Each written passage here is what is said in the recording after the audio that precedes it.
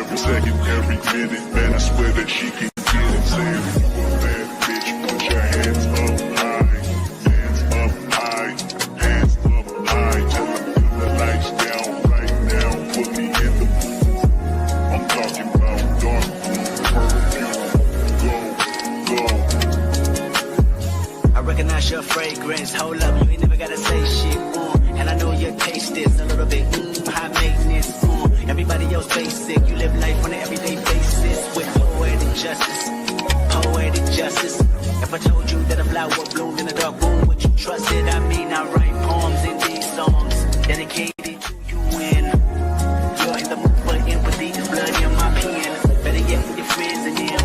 I really wanna know you all. I really wanna show you off.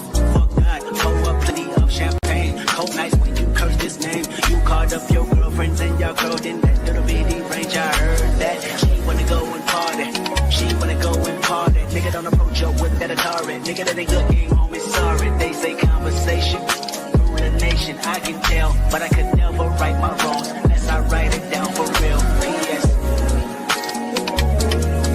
You can get it, you can get it, you can get it, you can get it. Don't you want you wrong? Oh, I accept this. Put it in the song, alright.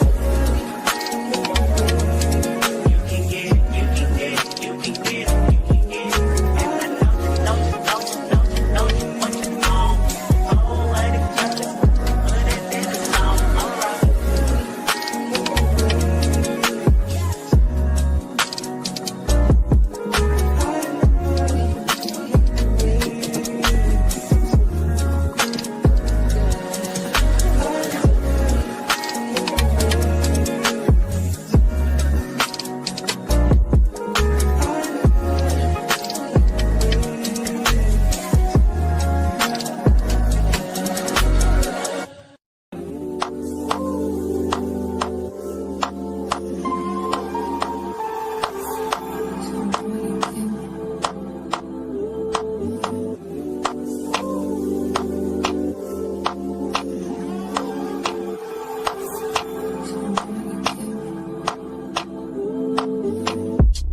Taking notes on my keyboard, what you bothering me for?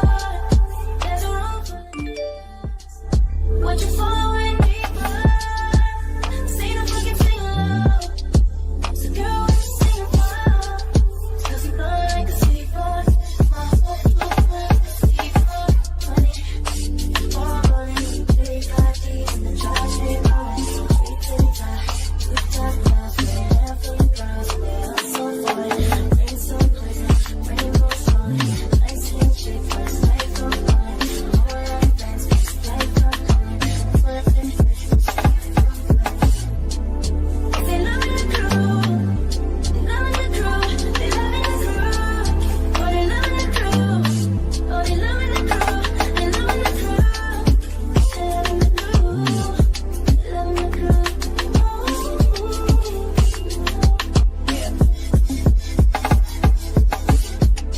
Taking notes on my keyboard, what you bothering me for? There's a room for the niggas, what you following me for? Sing a fucking sing along, so girl, what you singing for? 'Cause you blow like a seaport, my whole seaport.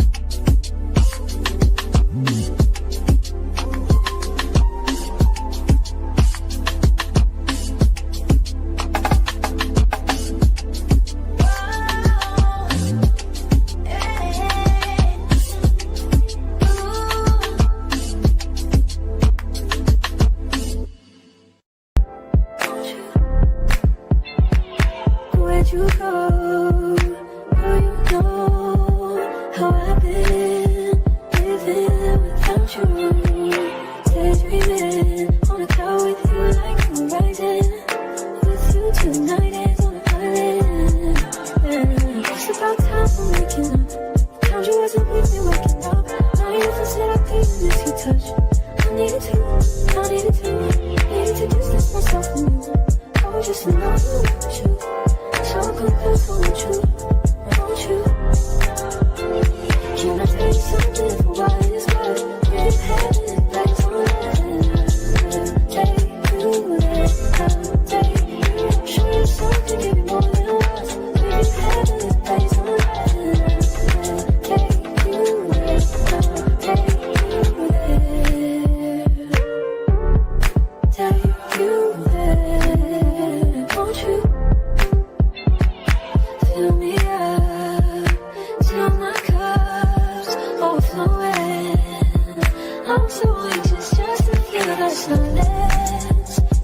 quiet, but I hear you. Say it to me, baby. Say I time for making up time. The times you wasn't with me waking up. Now you never said I couldn't miss your touch. I needed you, needed to distance myself from you. I was just alone with you.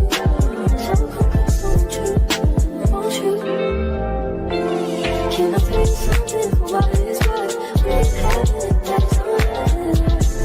Take you there, take you. Show you something, give you more than what. We had it that time. Take you there, take you. Show you something, give you more than what. We had it that time. Take you there, take you there. Take you there, won't you?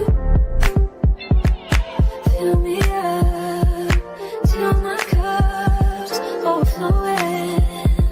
I'm so anxious just to feel the silence. It's so quiet, but I hear you.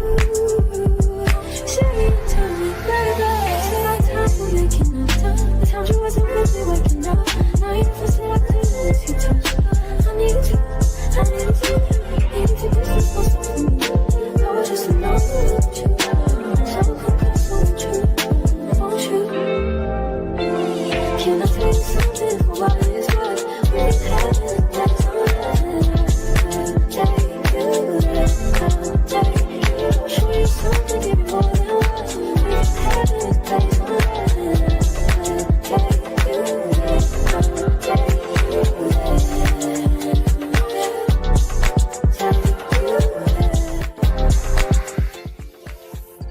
Please be don't please be nothing to me. I want you to give to me, yeah. Please be don't please be nothing to me, yeah. I want you to give to me,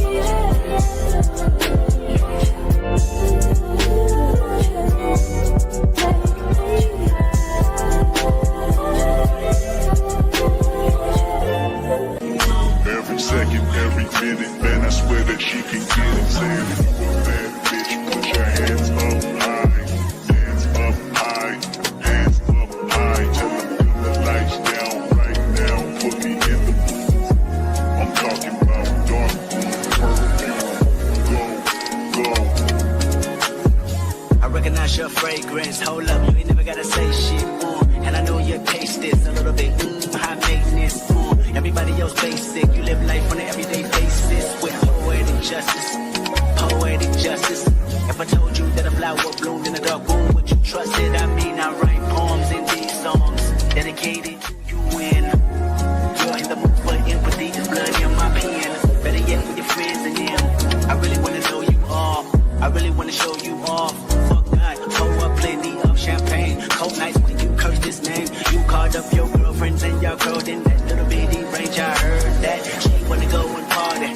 She wanna go and party. Nigga don't approach her with that Atari. Nigga that ain't good game, homie, sorry. They say conversation rule the nation. I can tell, but I could never right my wrongs unless I write it down for real. P.S. You can get it, you can get it, you can get it.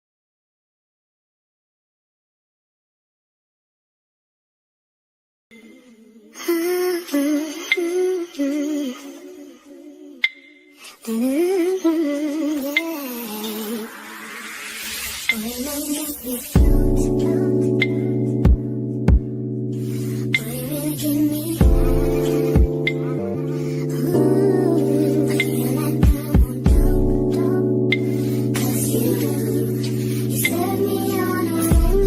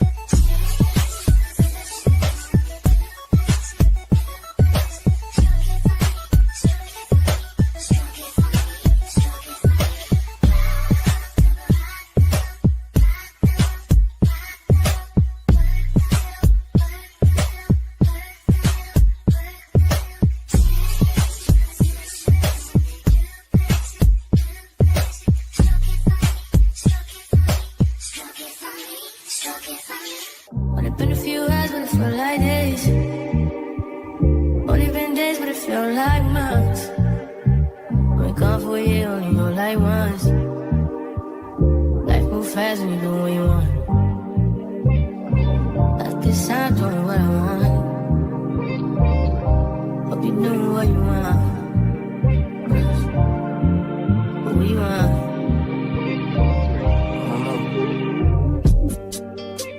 My new bitch look like Halle Berry, but she don't love me, she too scary. My old bitch front like Jackie Brown. I wanna know if she too down. Will you be my leading lady? I want a contract, deal, no maybe. In the meantime, It's not going what I want. it's some me time. Hope you do what you want. Crib by the beach like Odell. No, I'm on my killers, don't tell. Shadow my mom, cause I New York the shelf. Now my bitch is bigger than Chanel. Will you be my leading lady? I want a contract, get a little maybe. In the meantime, It's not going what I want. it's some me time. Hope you do what you want. Only been a few hours, but it feel like days. Only been days, but it feel like months. Went off for a year, only go like once. Life move fast and you do what you want. In the meantime, It's not going what I want. it's some me time. You do what you want. In the meantime, It's not going what I want. it's some me time. You do what you want. Maybe I'll love myself, I don't know. Leave me here, I'll fuck myself. See me in the mirror, I duck myself. Don't need much, so fuck my wealth. I need you in the morning, but I need you now. Yeah, I know I give you all you need. I know what you like. I feel it coming. Tell me that the answer.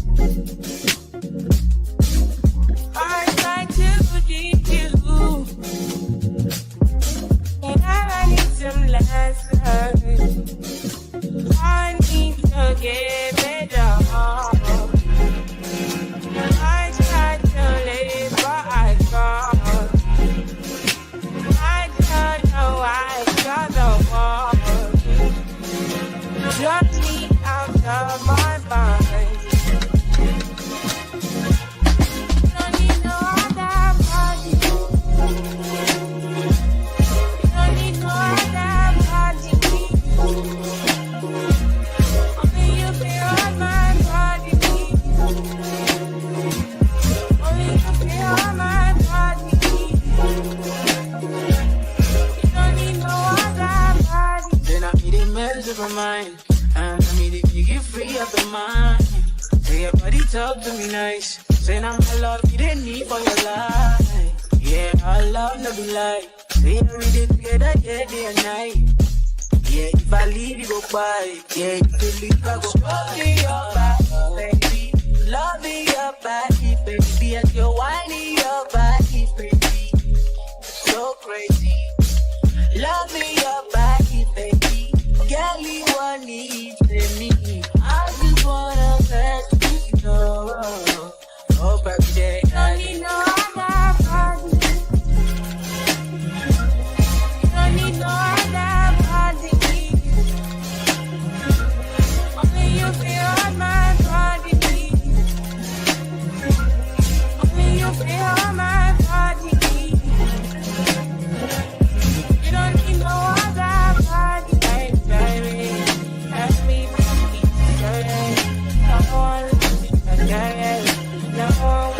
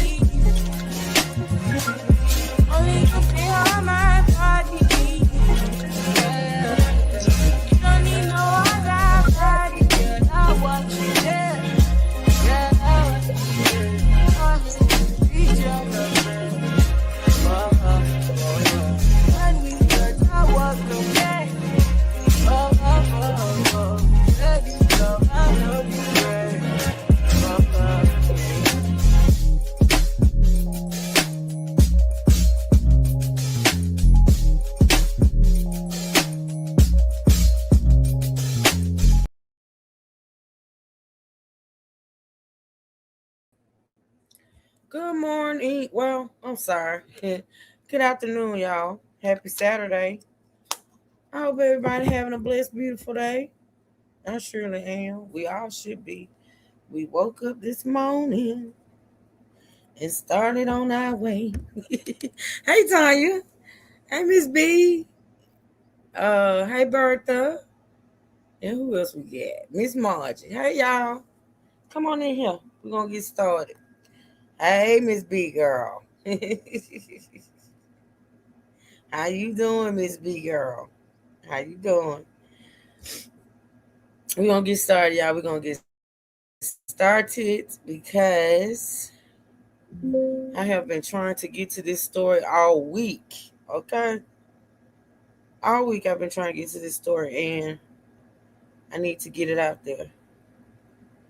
Without mindset on G. You better say it, maybe. You better say it. I'm trying to pull up my chat so I can. Y'all know I be flipping screens, so I gotta make sure I see my chat on my other device. Okay, so let's get into it, y'all. So, like I said, thank y'all so much for coming, joining, supporting. Make sure you double tap the screen to like the live. As stated yesterday, I was gonna try to come on this channel this weekend since I will be in my for the majority of next week. I'm gonna try to get all the content in I can this weekend. And so yeah, I am here, and I appreciate y'all being here too as well. So listen, this story I can't remember. I usually know what the story is coming, what city state the story coming out of, but it won't hit me right now. But we're gonna get into it. We're gonna listen. So this is the story of Aaliyah Henderson. Aaliyah Henderson has been arrested and charged with the unaliving of her two gorgeous daughters. God rest their beautiful souls, and placing their unalived bodies in suitcases and pretty much setting them out in a park somewhere, semi-buried. Okay, she's like I say, she's been arrested. She's been charged, and we're gonna get into the details of what what authorities believe happened. We're gonna make sure we stay updated on this one. I'm gonna keep y'all updated on it. And yeah, if y'all look, I'm watching this stuff in real time with y'all. Y'all know this. If you have any questions, if I can answer them, I will. Just put them in the chat for me. What else? Yeah. So the first video we're gonna get into. Let me pull up my playlist. Give me a second.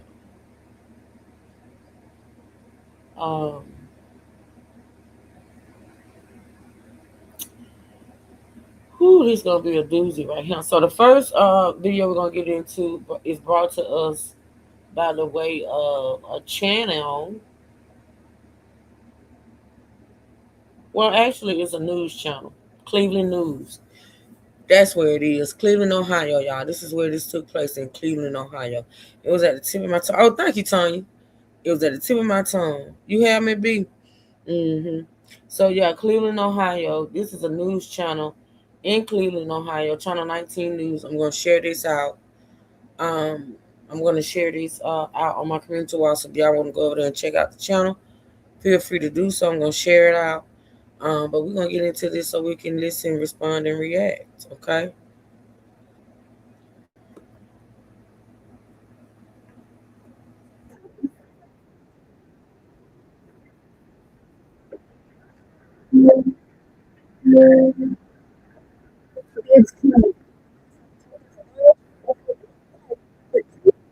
I'm sorry, y'all. I hadn't even shared the screen. I apologize.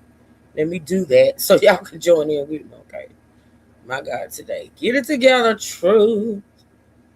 Get it together. All right, here we go.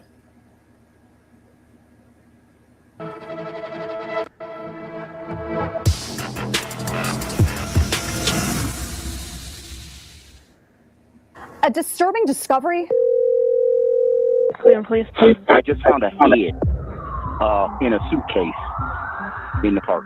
Leads to another. When homicide detectives arrived, they found not one, but two suitcases, each containing the body of a young girl. A little frightening.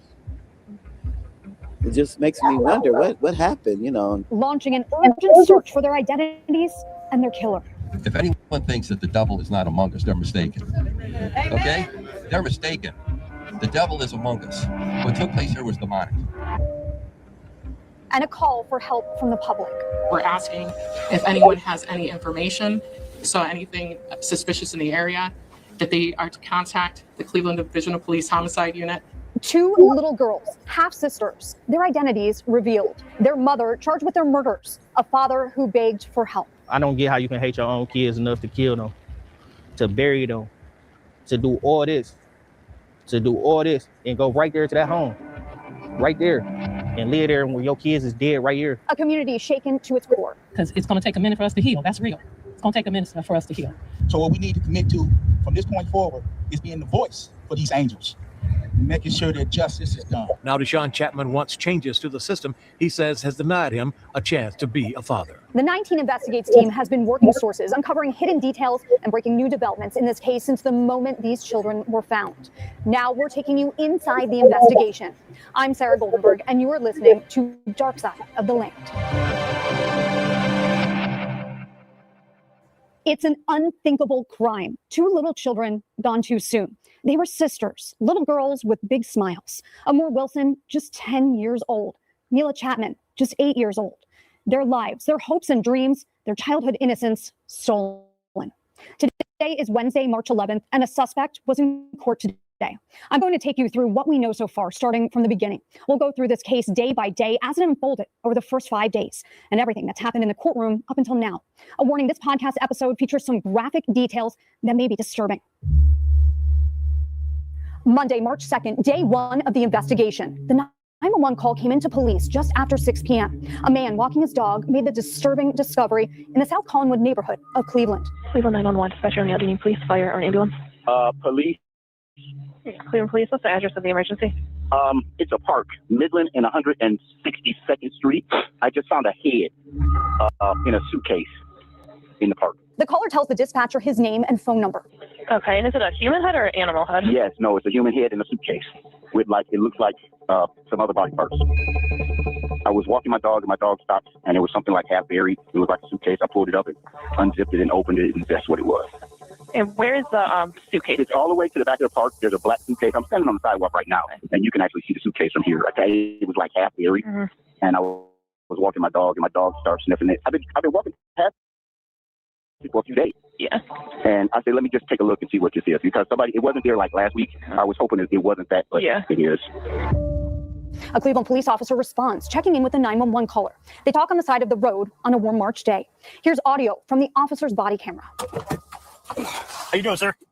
We're taking up right now. Understood. If you go, you can see the case from back here. It's all the way straight to the back. Close to that sign? Yeah, see the little black straight ahead in front of me? Okay. Straight, it's a suitcase? It's a suitcase. I've been walking past it for about a week now because I take my dog. I stay right here. I take my dog. I usually walk her through there and then come around here. Okay. And for the last week, she's been stopped. It's like a mound of dirt. She's been stopped and sniffing like a little too long. Okay. And today I was like, well, I'm gonna take it. I hope it's not what I'm. Right. And it was halfway buried. It's about this thick. It's about halfway buried. I pulled it up, unzipped it. I couldn't really see, and I opened it up and hit. Something no one should see. The field where this man found the suitcase is right next to Ginn Academy, a high school at East 162nd Street and Midland Avenue. Houses line a brick road across the street in this neighborhood just about 2 miles from Lake Erie. Buried under the dirt it was? Halfway. Okay. You can see a little part of it sticking out. And you said you noticed it for about a week already? Yeah, it's been sitting over there. It's like somebody buried it or tried to bury it. And like I said, I walked my dog over there and she keeps stopping it. She sniffed a little too long. Right. You know, she sniffs stuff. And I'm like, I don't know what that is. Right. I'm not going to with it. And today I was like, let me see what that really is. Okay. The police officer tells him he'll check it out and walks out onto the field alone. Blue skies overhead have melted the snow that sat here and piled up for weeks. He sees a muddy black suitcase lying on its side and waits for backup to open it. And when they do, their fears are confirmed. They call the homicide unit to the scene, and as the sun sets, detectives find not one, but 2 suitcases, partially buried in shallow graves. The body of a young child inside each one, an unthinkable tragedy. Who were these children, and what happened to them? This discovery launched a massive investigation and sent shockwaves across Cleveland. Yeah. A city on edge, waiting to learn more. What do you think about what was found over there? Shocked? Scared? Yes. A little frightening.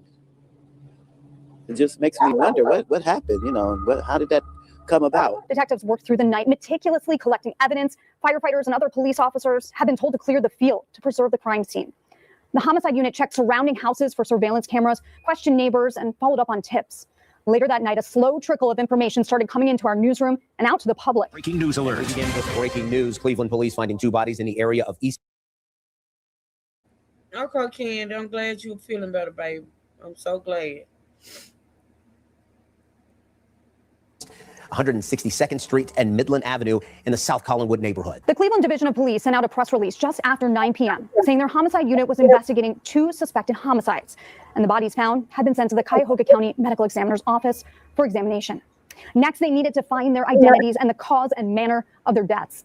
Police said there was no indication of an ongoing threat to public safety. They asked anyone with information to give them a call. And a sleepless night dragged on for homicide detectives and neighbors. Tuesday, day 2 of the investigation. Had these children ever been reported missing before they were found dead? That was a big question that stood out to us in the investigative unit the next morning as we waited for more information. We cover missing child cases all too often, some of them cold cases, and we wondered if this was a recent case or an older case that had remained unsolved. We combed through missing children cases in Northeast Ohio looking for children, possibly girls, reported missing in our area. We checked Cleveland Police's missing persons page and several missing persons databases, but nothing seemed to match. Finally, that afternoon, more from police on the victims and the investigation. They held their first press conference just before 2 o'clock. Here's Cleveland Police Chief Dorothy Todd. Let's get you live now to the update. Out and located the deceased individual that was in a shallow grave inside of a suitcase. The officers immediately began their investigation as they canvassed the area for any potential evidence on scene. The officers located what appeared to be a second shallow grave, and they could tell that there was a second suitcase in that location. The officers at that time identified that there was a body inside of that second suitcase as well.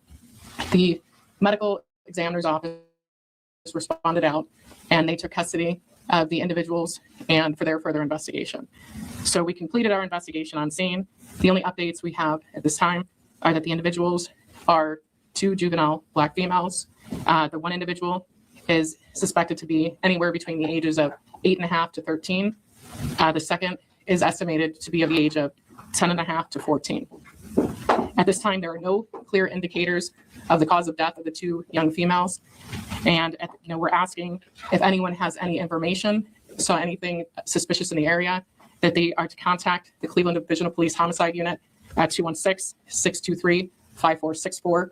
We will be operating that line 24 hours a day, so someone will be available to answer those calls.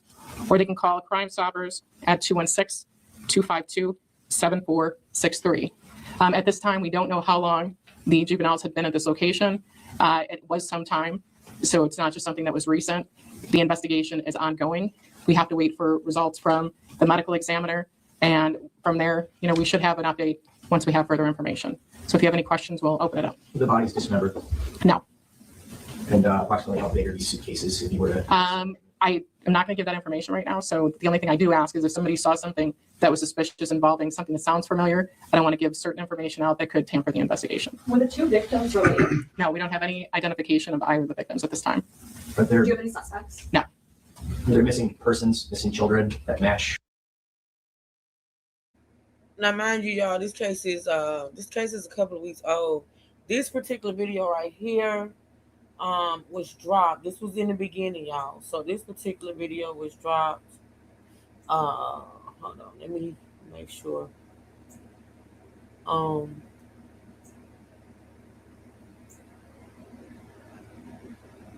right.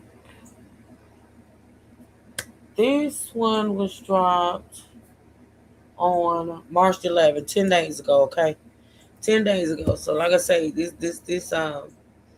case is about almost 2 weeks old. So this was dropped 10 days ago when they were first discovered, when it first happened. Like the one case, didn't anyone miss these little girls? Exactly, Tanya. Exactly. It's amazing. It's just amazing. But yeah. So like y'all know how I do. I go back to the beginning and then we make our way forward to present. So like I say, this is the first one we're gonna watch, and then the ones that we watch after this will be bringing us more current as to what's going on. Okay. The 2 girls that were found. So it's a good question. We have checked our, locally, we have no reports of any missing children that match these identifications. We are checking statewide as well. We also have the assistance from our federal, state, and local partners. This is a priority. This is a traumatic event for our officers, for the community. And, this is just such a tragic incident. But we are trying to develop any leads we can. That's why we're also asking for the community's help. I know in last night's press release, you said that the department said there's no ongoing threat to the public. What leads investigators to come to that conclusion? When we say that, it's more, we know that this didn't just happen.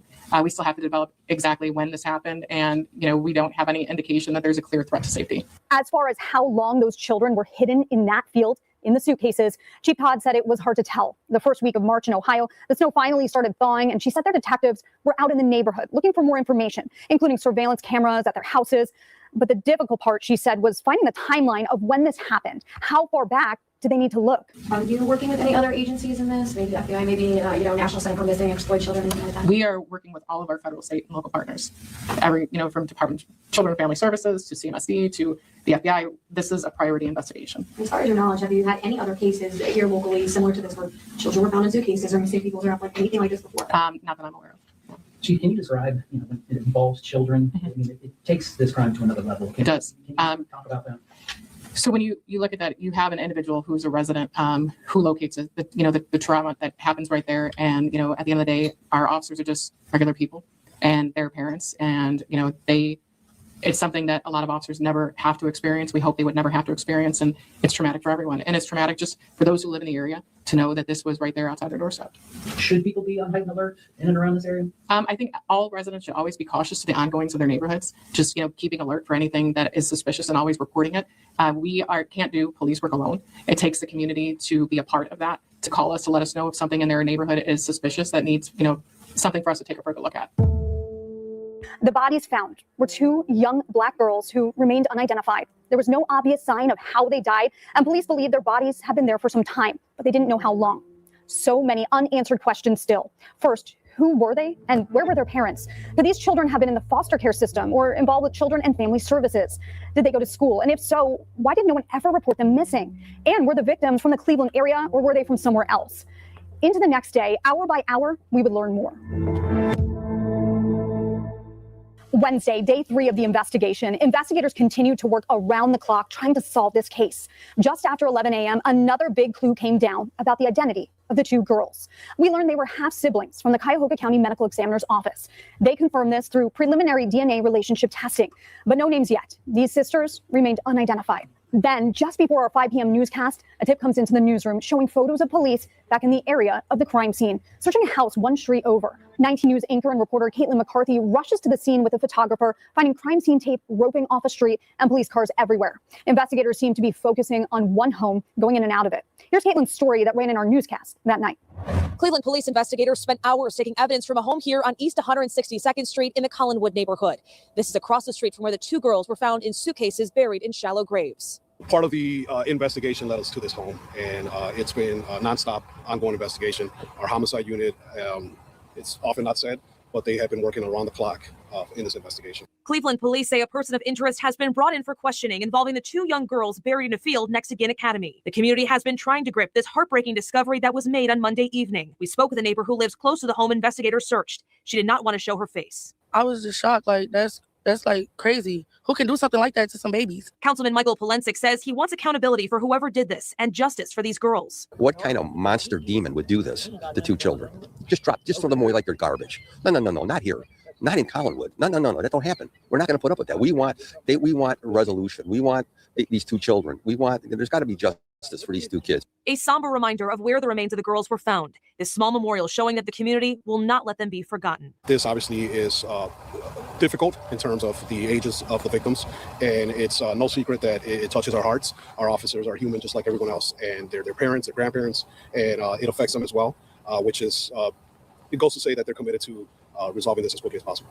And the names of the two girls found deceased have not yet been released. Cleveland police say this investigation is ongoing. Reporting in Cleveland, Caitlin McCarthy, 19 News. A person of interest detained, according to Cleveland police, a huge development in the investigation. Caitlin spoke with Sergeant Freddie Diaz, who held a press conference on the scene that night. He said police had a search warrant for the house and someone had been brought in for questioning. As all of this unfolded, 19 Investigates developed a possible suspect name and possible identities of the children. Who was Aaliyah Henderson, and was she connected to this case? A neighbor told a 19 News reporter that Henderson lived at the home that was searched by police. We checked court records and found no prior criminal history for Henderson, but we did find she was evicted from a duplex on Park Hill Avenue in 2022. The landlord accused her of not paying rent for 3 months. A copy of a record from that eviction listed Henderson as the occupant, and it also named Mila Chapman and Amor Wilson, who we would later confirm as the victims. Hours after learning a person of interest was detained, we saw 28-year-old Aaliyah Henderson had been booked into the Cuyahoga County Jail for murder and endangering children. Although she had not been formally charged, we reported Henderson's arrest and that neighbors had connected her to the home that was searched. Thursday, day 4 of the investigation, a major announcement that morning. Coming to you from our digital desk, we want to update you on a story that has really gripped Cleveland. An arrest in the case. Cleveland police announced a 28-year-old woman would likely be charged later that day, and then they would release her identity. A flurry of emails poured into our newsroom from police, the mayor's office in the county, and not long after, we would wind up speaking to one of the victim's fathers. That morning, Cleveland police laid out in detail what it took to get to this point, saying their homicide unit worked to develop leads by canvassing the area, interviewing witnesses, and reviewing surveillance footage. They didn't have much evidence at first, but police said detectives worked quickly and methodically to advance the investigation. Chief Dorothy Todd said that they developed the evidence needed to make quick identification of a person of interest, ultimately resulting in an arrest. Detectives used intelligence-led policing strategies, technology, and experienced investigative skills to develop probable cause to execute a search warrant at that home on East 162nd Street, and in less than 48 hours, detectives detained a person of interest, and police said recovered substantial evidence related to the case. They also found a child inside the home who appeared to be in good health. Police said the Department of Children and Family Services took custody of that child. Meanwhile, the medical examiner's office continued its investigation to officially identify the 2 victims. Immediately after that announcement, a response from Cleveland Mayor Justin Bibb came in, thanking homicide detectives and police for their incredible work in this case. He said, quote, their dedication and persistence led to a quick arrest in connection with the tragic deaths of 2 young children whose bodies were discovered earlier this week. This has shocked our community. We love and protect our young people, and the loss of these 2 children is unimaginable. Our hearts are with everyone who is grieving this tragedy. Meanwhile, a spokesperson for Cuyahoga County sent a statement out to the media. They've been inundated with questions since the county oversees the Department of Children and Family Services, which deals with child abuse, neglect, foster care, and adoption. They said, quote, we are profoundly saddened by the deaths of these 2 young girls, which is a tragedy for their families and our entire community. Due to the active criminal investigation into these deaths, as well as the confidentiality obligation of Ohio law, we are unable to disclose any further information at this time. The rain poured that day as these developments came in, and our reporters worked tirelessly out in the field to get more answers and try to track down family members of the girls. Reporter Harry Boomer caught up with a man who said he was one of the victims' fathers at the scene where it happened. We're going to let that interview play out for you. Deshaun Chapman. My condolences, our condolences. Thank you. I appreciate you. Talk to me about what happened and what you feel about the loss of your daughter. I don't know all the details right now. I'm still in contact with the detectives. We're doing the DNA samples, so I get more details within the next couple of days. But from what I heard, my child's mother killed my daughter Mila Chapman and Amor Wilson, her other daughter Amor Wilson. I guess Monday. I just found out yesterday when she was arrested. The detectives was looking for me, and they got in contact with me. They wanted me to come and do a DNA sample. Did the DNA sample this morning. Talked to them a little bit. Got a little bit of the news, but not a lot. So a full story will be out in the next couple of days. When was the last time you saw your daughter? I've been looking for my daughter for 5 years. I've been calling CPS, going to the courts, trying to get emergency custody, calling the police for welfare checks, but they deny all access because she's a mover, I guess. So, you know, in the state of Ohio, if you don't have the address of the person, but you have their full name and social, but if you don't have the address, there's nothing they can do for you. So I've been trying to contact them, CPS. I think it's pretty sad, and I'm gonna say it. I think it's pretty sad that the state, in so many cases, fail these children. That is their job. That is what they get paid for. That is what they're supposed to do. And I'm sorry, but in so many cases, the state fails children. I think it's pretty sad that this man said he's been looking for his daughter for 5 years. I don't know how he did it. I don't know how he dealt with it. You know, not knowing where his daughter was or whatever. I don't know the full story. I guess eventually, you know, if we keep listening, we'll find out more. I just don't understand how that's possible. for 5 years. He said he reached out to the agencies that, hey, Melissa, is supposed to help with things like this, and I don't know. But I think it's pretty sad. Told me, the CPS told me they're gonna get in contact with her. They got in contact with her, called her, and said, asked her did the babies have food in the refrigerator and a bed. She said yes. They closed the case. Went down to the courts multiple times. In the last 5 years, I didn't have so many different lawyers. Even the lawyers couldn't get it. They told me if I don't have no address for her, there's nothing we can do. I've been trying to get her emergency custody like 5-10 times. They denied everything. So the last time I did have contact with her was she's 8, she's about to be 9, so 4 years ago when she started kindergarten. Aaliyah reached out to me and asked me to help her for school clothes, school shoes, books and stuff that the class needed. She gave me the list. I bought everything, reached out to her, said, I got it, where do you want to meet? And then she disappeared again. Ain't talked to her since. So I've been looking nonstop, and come to find out yesterday, me and my friends was just talking about how the world's sad with these little girls they found. Come to find out, it's my daughter and another young lady that I was a part of her life too. After watching the news, Deshaun realized it was her and called police. Homicide said they was looking for me, and I contacted them, went up there at 7 a.m. to dot all the I's, cross the T's. Tell me what you're thinking, what you're feeling, believing your daughter has been murdered. What I'm feeling is hate. I ain't gonna lie, I feel hate. But I asked you numerous occasions, just give me my daughter. If it's too much for you, just give me my daughter. I just want my daughter. You told me I'm too family oriented. And you go and do this. All you have to do is give me my daughter. My daughter will be alive today. Both Moore and Mila will be alive today, because we're not gonna go on her father and her father family was looking for him. We're looking for Moore. They wanted her too. It was the same situation. He was looking for her just like I was looking for my daughter. We both was looking for our child. So all the naysayers saying, how could a father do this? They don't know when it comes to this system. The system failed us a lot. It's laws that need to be changed. It's laws that need to be heard. It's so many cases, not only just me, but other people in the community that seen these and called CPS, and everybody ignored everything, every sign, everything. We don't need this to happen no more. They need to sit down and really change laws.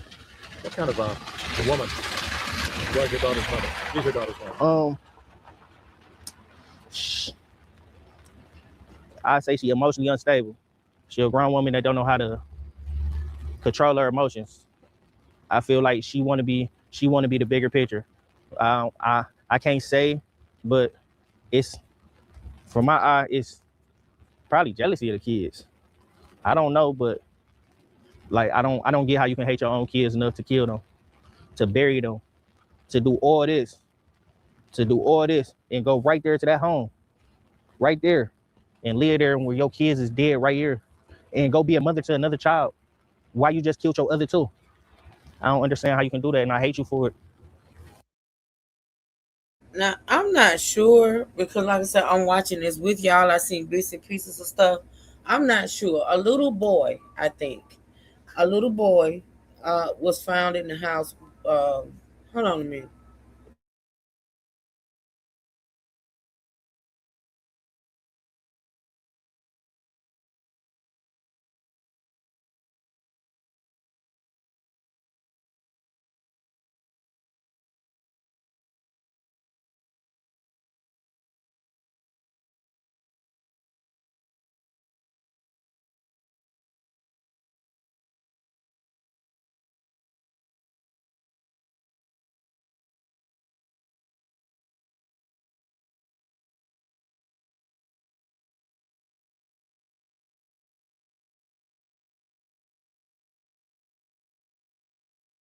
You say it's up to you, young man, to get in there and call these people out and get those laws. Exactly.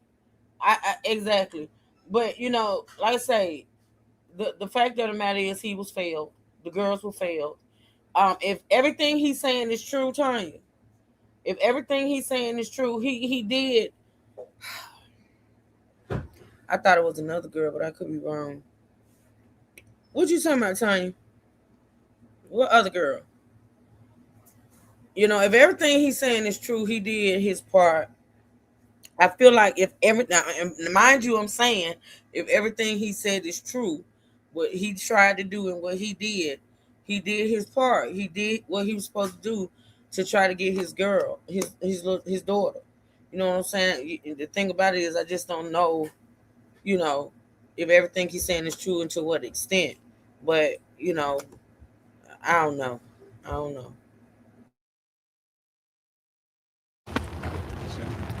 Thank you. Anything else you want to say to Will Nash? Change these laws. Make it better.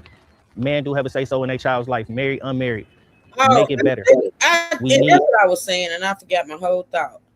I thought it was a little boy. We're gonna see though. We're gonna see. But I thought it was a little boy, and I'm not for sure if the little boy was hers from like another man, or if it was somebody she was with, if it was his son or daughter.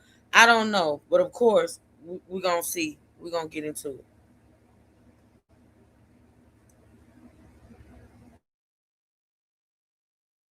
We need our kids. We need to be allowed to be helped. Y'all need to allow us to help them. Okay, so my daughter, the short time I did have with her, she is happy. Always smiling, always cheesing. She was a kid's kid. Girly girl, kid's kid. She was a daddy's girl when I was around. It was like anybody can be around, it could be 100 people around. But when daddy there, that's all she wanted to talk to. Like she loved her sister. She loved her sister because I was around with her more. So she loved her sister, like the typical big sister, little sister, you know, knit, mess with her, annoy her, but they love each other. They sleeping in the same bed or camping in the living room. I got pictures of them camping in the living room, laying on the floor, just want to be together, just happy. Yeah, just a family, just want to be happy. And it was cut short. I can't see her smile no more. The only time I can see her smile through a video.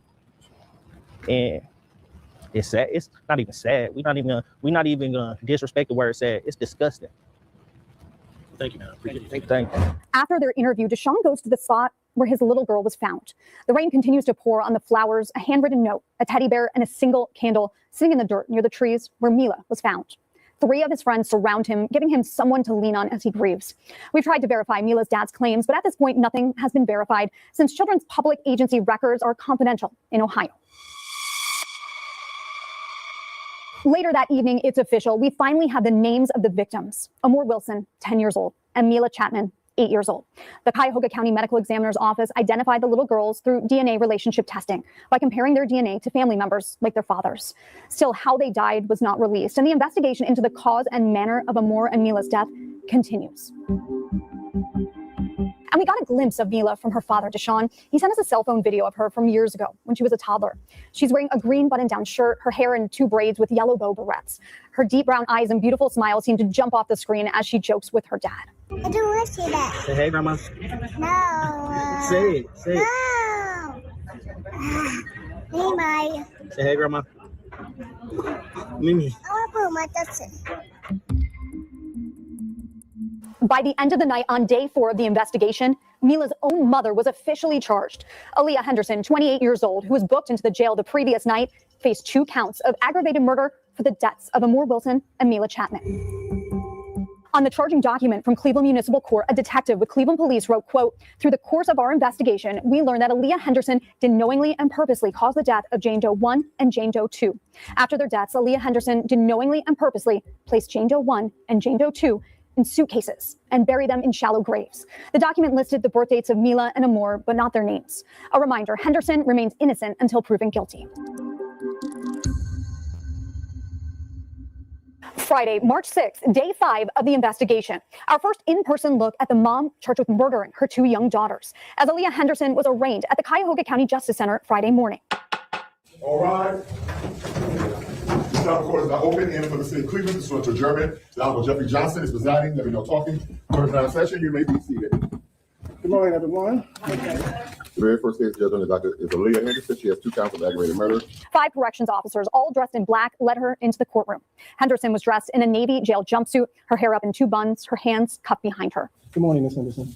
Regarding charges against you, charges that you are presumed innocent. First up, the prosecution. The defendant did cause the death of her 2 daughters, 8 and 10 years old. The badly decomposed bodies of the 2 little girls were found in shallow graves in Cleveland in suitcases. Your Honor, the defendant is 28 years old. She scores a 1 and a 1 on the PSA, has no record noted on the PSA. Your Honor, based on the nature of the allegations and the charges in this case, I would ask for nothing less than a $2 million bond. I would implore the court to consider setting a $2 million bond, cash surety at this point, for the record. Thank you. Thank you. Madam Public Defender. Thank you, Judge. Ms. Henderson is waiving the preliminary hearing on both cases, and I ask for the most reasonable bond you can give her. Tell me a little more about it that you know. Judge, she's been in jail 3 days, and as you've seen the public safety assessment, she's looking for a job and she has a place to live, and all of her life is spent in this area. Thank you. Have you seen her PSA? I have. I just said, yeah. Let's go with it. So no history of violence. History 1-1, no history of violence, no convictions, no charges. Given the nature of the allegations, as well as my concern for the safety of the public, we will deal, bond will be $2 million. Ms. Henderson, work with your attorney, go to your hearings, and fight for your innocence, okay? Good luck. You take care. $2 million bond. According to the judge, it was $1 million for each charge of aggravated murder. The judge reminding the room and the public Henderson is innocent until proven guilty. The community is hurt. This should not be happening, and it shouldn't happen ever again. On that sunny, unseasonably warm afternoon, the community gathered on the field next to the school where these little girls were found. School buses parked in the background, reminding them this is supposed to be a safe space for children. They held a vigil to pay their respects to 10-year-old Amor Wilson and 8-year-old Mila Chapman, dropping off flowers, balloons, and stuffed animals in the 2 spots by the trees where their bodies were found. Several people spoke, including Art McCoy, a community activist with Black on Black Crime, and City Council member and Public Safety Chair Mike Polensek, a fixture of the Collinwood neighborhood for decades. We are all so concerned about what's happening to our children. Dear Heavenly Father, we just thank you for your blessings. We thank you for your benefits. We thank you for your grace. What we here for? The children. What we here for? The children. At this point, what can we do? As I stood here Monday night, right over there on that bluff, when I was informed that the second child found, I looked up at this guy and said, God, help us. God, help us. What I ask all of us to do is to pray for these 2 children because they were not respected or cared for in life. They need to be respected. There needs to be dignity and depth. I want you to just turn to your right, stand here, turn to the right and look at that house. It's that house right there. It's out that house right there, the tan house. You could look out the windows of the 2nd floor and see this site. Think about that. Think about that. These 2 children here and whoever was in that house knew they were here. I have questions to ask. I have questions to ask of the county. I have questions to ask of Eden. I have questions to ask of Signature Health, who allegedly was supposed to be checking in on his family. We got a lot of questions to ask, so I'm not going to belabor that point. I'm going to take that role. Pray for the family. Pray for these children that they're welcome into paradise. That's what I want to say. I'm here. I thank you for inviting me. Respect the family's wishes. They're hurting. They are hurting. These fathers are hurting. Other members of the family are hurting big time. So again, my brothers and sisters, those of you who took the time to come today, thank you. God bless you. Remember all of our children in our neighborhood. This is a close-knit neighborhood of working class community. People really care about this area. And this shook the neighborhood. I will tell you, this shook the foundation of the neighborhood. And that's why, and I want to say this as well, I want to thank members of the homicide unit who worked tirelessly to identify who did this. They worked, I can tell you, they worked tirelessly. This hit home with them, with these two little beautiful girls here. So that's all I wanted to say. We respect the family. We're hoping, I'm going to work with the family as it pertains to the arrangements and other things. And these are troubling times in our society. Let me say this. If anyone thinks that the devil is not among us, they're mistaken. Okay? They're mistaken. The devil is among us. What took place here was demonic. I don't know what else to tell you. It was demonic. As a father of 5 and a grandfather of 3, what took place here was demonic. We must never forget that and make sure that all of us, not only in this neighborhood, but across our city, are looking out for our children and our grandchildren and caring about them. We could take this fight downtown to the people we really need to ask questions about and what we really need to fight at. So we're going to respect their wishes and thank you all for showing up. We're going to respect their wishes and let them mourn as they should. And we're going to take this fight downtown. And I'm hoping I can put out the call. We go down there to the buildings that we really need to be taking this matter off with. A couple of places. Thank you. We also heard from Angela Shute-Woodson, the Executive Director to Community Relations for the City of Cleveland. As an activist, as many of you.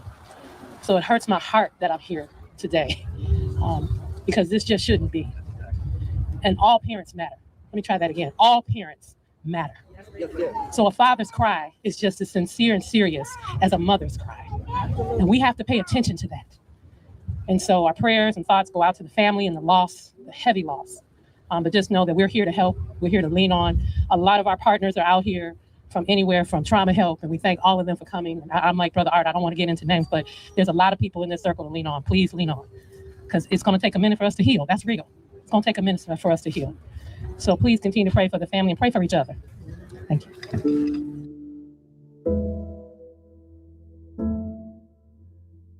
An unseasonably warm, sunny weekend passed with children back outside in the city, laughing and playing, and the question of what happened to Amor and Mila swirling in the background.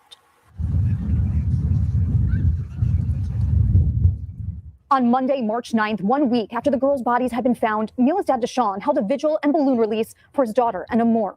Family, friends, and neighbors gathered together to pay their respects in the field where the sisters were found. 19 News talked to Pastor Kyle Early, who was speaking on behalf of Deshaun and his family. What's interesting today is this is the family that is hosting the candlelight and balloon release tonight. Other organizations have stepped up and they have been phenomenal in their work that they've been doing. The heart and the compassion for the community that has been shown for the families that are affected by this has been divine.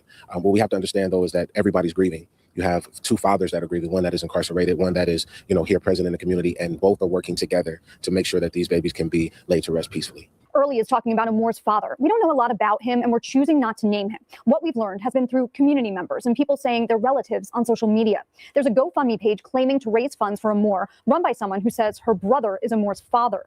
She says he's in prison, and before he got locked up, he made every effort to spend time with Amor, support her, and show her how much he cared. Back at the vigil, friends and neighbors gathered to show how much they cared.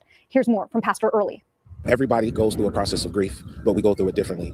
And I think that our responsibility as faith leaders, community leaders, and those who care about these families that are affected is to be there in every way that we can to help them navigate their mental and emotional health through this process. I think that the community needs to be sensitive to this matter at this time. This isn't a place to judge who did right or who did wrong. These babies have died.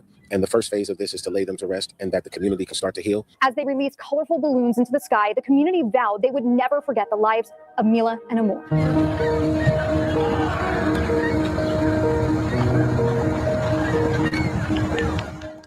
On Tuesday, March 10th, we got a copy of juvenile court records revealing new information in this case, including another person under investigation. The documents show the measures the Cuyahoga County Division of Children and Family Services has taken to find a home for Henderson's third child, who was found alive in her home the night she was taken into custody. We learned This woman had a third child. So that child that I heard in the video that I watched when she was arrested was actually her child. Now, how? Thank God the baby's still here. Thank God. But how does that work? How does that work? How do you unalive the two little girls and leave another child? I mean, how does that work in a killer's mind? What happened? What happened when it came to these two little girls? But let's continue to listen.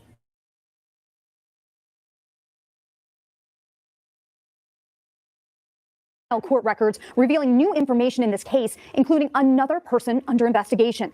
The documents show the measures the Cuyahoga County Division of Children and Family Services has taken to find a home for Henderson's third child, who was found alive in her home the night she was taken into custody.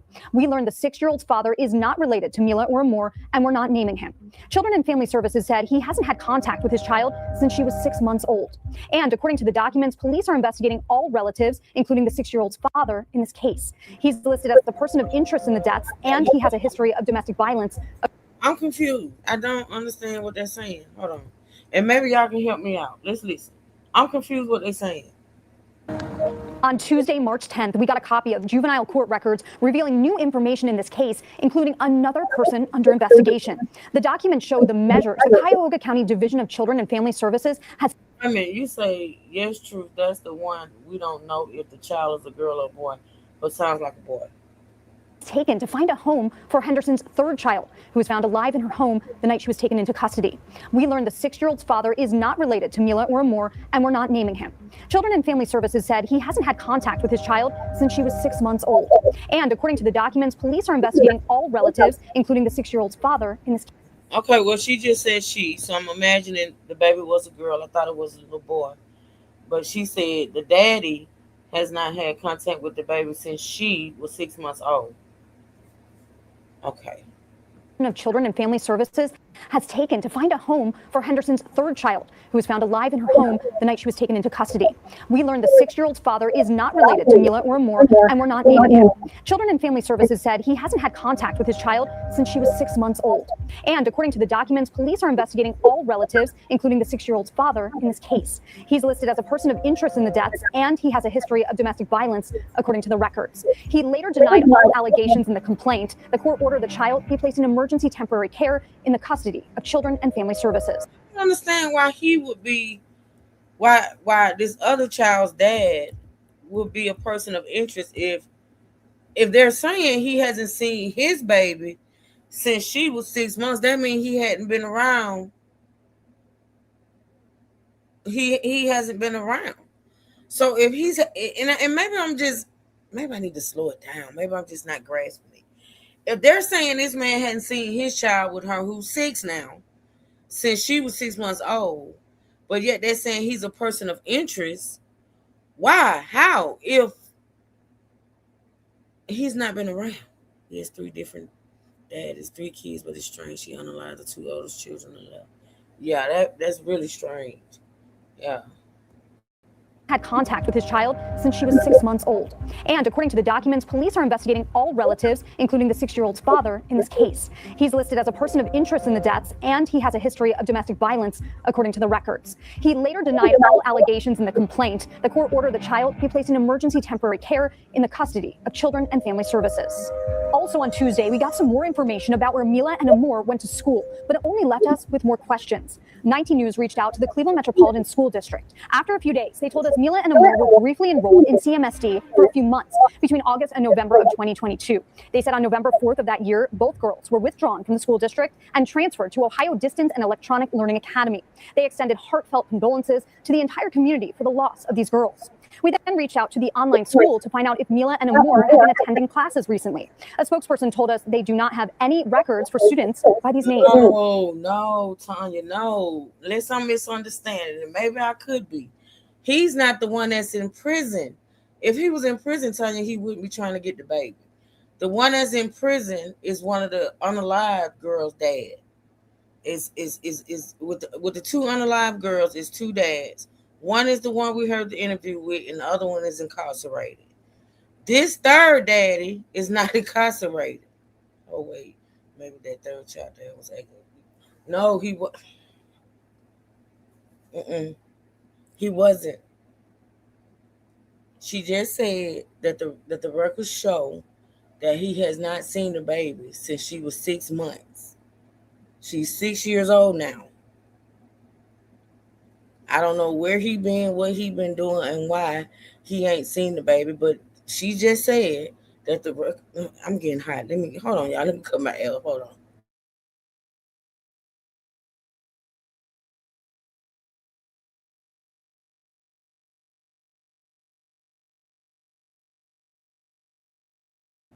Having a damn flash or something. I don't know. But yeah, Tanya, that's what they just said, that he has not been around the baby or seen the baby since. That's why I was asking. I was like, if y'all saying he ain't seen his baby in since she was 6 months, and the baby is 6, that's what I'm saying, Tanya. I don't understand. If he hadn't been around, how is he a person of interest? Now I do get that they're saying that our family members are being investigated. And this could be the thing, Tanya. This is the only way I can see them saying he's a person of interest. Okay, so he got this domestic violence background. Okay, we get it. But maybe, just maybe, they saying he may have done something, even though he wasn't around, even though he has not been around, right? Maybe he came back into the picture, or maybe he did something to the girls. I don't know what they're trying to indicate. I can understand this. I can understand them saying he's being investigated. You know what I'm saying? But I don't understand how they're saying he's a person of interest if they're saying he ain't been around his own child since she was 6 months old. It's weird.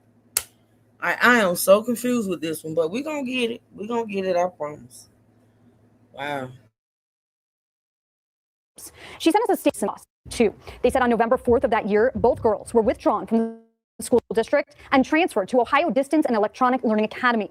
They extended heartfelt condolences to the entire community for the loss of these girls. We then reached out to the online school to find out if Mila and Amor had been attending classes recently. A spokesperson told us they do not have any records for students by these names. She sent us a statement from Dr. Chris Brooks, the head of the school. He said in part, they were deeply saddened to learn about this tragic situation and their thoughts are with everyone impacted. And they reviewed their records and confirmed that Mila and Amor were not enrolled at the Ohio Distance and Electronic Learning Academy. After that, I reached out to CMSD again to check if the girls' records had actually transferred to the online school. I was told records are automatically sent once a transfer is requested. That left us wondering, how did Mila and Amor fall through the cracks, and who's keeping track of children who transfer schools?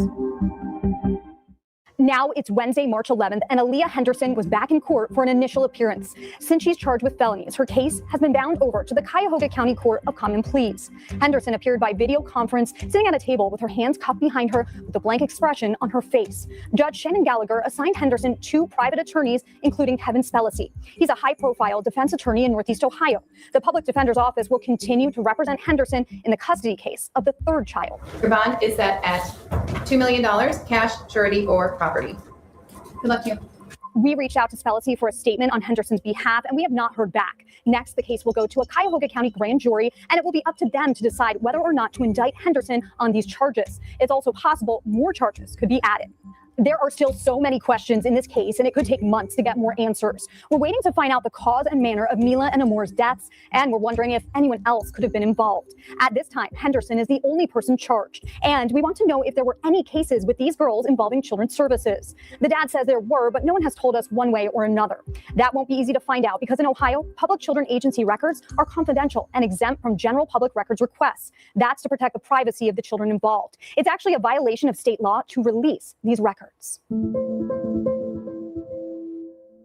Amor and Mila, the mystery of how they died remains, but the why. There will never be an answer for why this happened to these 2 little girls. As time keeps moving, we hope to learn more about Mila and Amor and remember them how they should be remembered, for how they lived and not how they died. We're continuing to follow the investigation into the deaths of Mila and Amor. We'll bring you those updates here on Dark Side of the Land. We created a video playlist so you can watch our stories in one place on 19 News Plus. This story includes possible child abuse allegations. If you know of any child suffering abuse or neglect in Cuyahoga County, you can call their hotline 24/7 at 216-696-KIDS. You can also call a nationwide 24/7 hotline at 800-422-4453. I'm Sarah Goldenberg. Thanks for listening to Dark Side of the Land.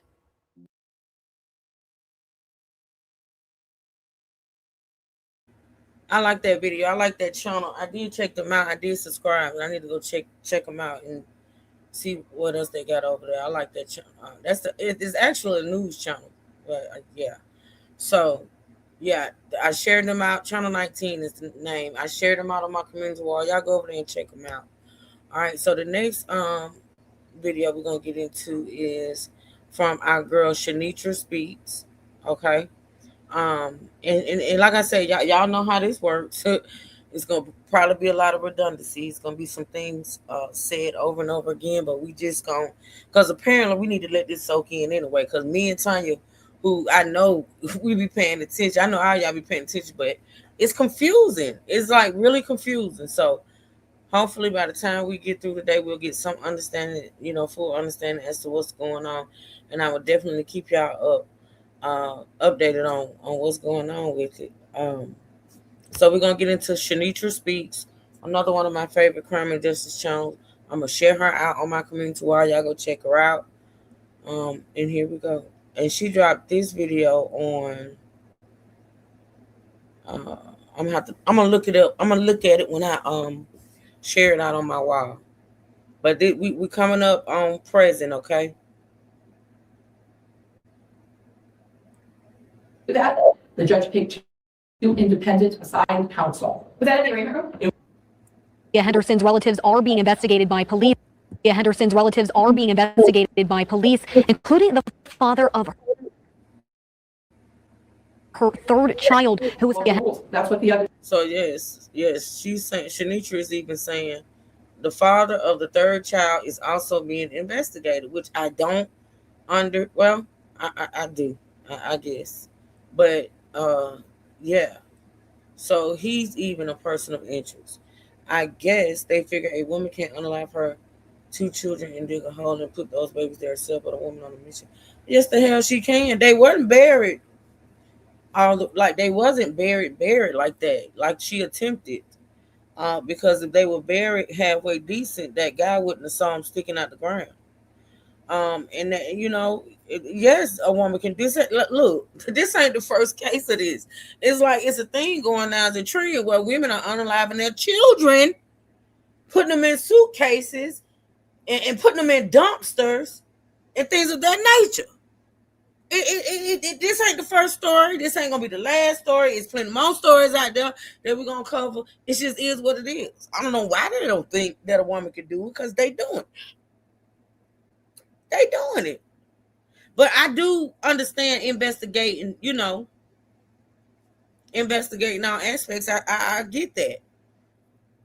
You know what I'm saying? But she got some culpability in the crime, because your children been unalive for how long? Buried for how long? And you ain't reported them missing? You ain't did nothing? I don't know, Tanya. I don't know. I guess we'll find out. Judges do. That's what I want you to do. This isn't a special case. The tragedy is that there are 2 dead children. I found a head in a suitcase in the park. Okay, and is it a human head or an animal head? Yes, no, it's a human head in a suitcase.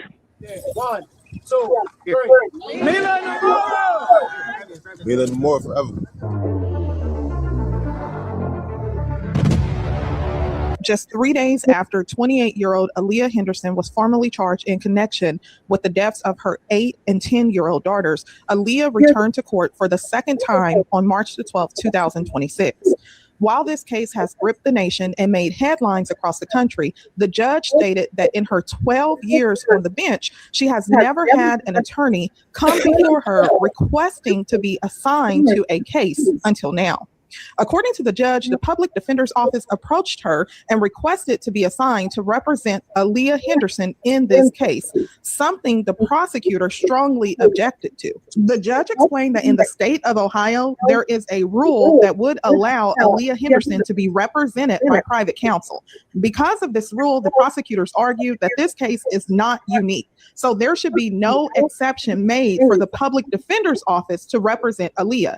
Instead, the rule should be followed and a private attorney should be appointed to the case. The prosecutor also pointed out that when the public defender's office thinks a case is of their liking, they want to jump in, saying this is something that they tend to do in cases involving children that have made national headlines. So while the prosecutor and the public defender's office is fighting over who will represent Aaliyah on this case, there is an even bigger development.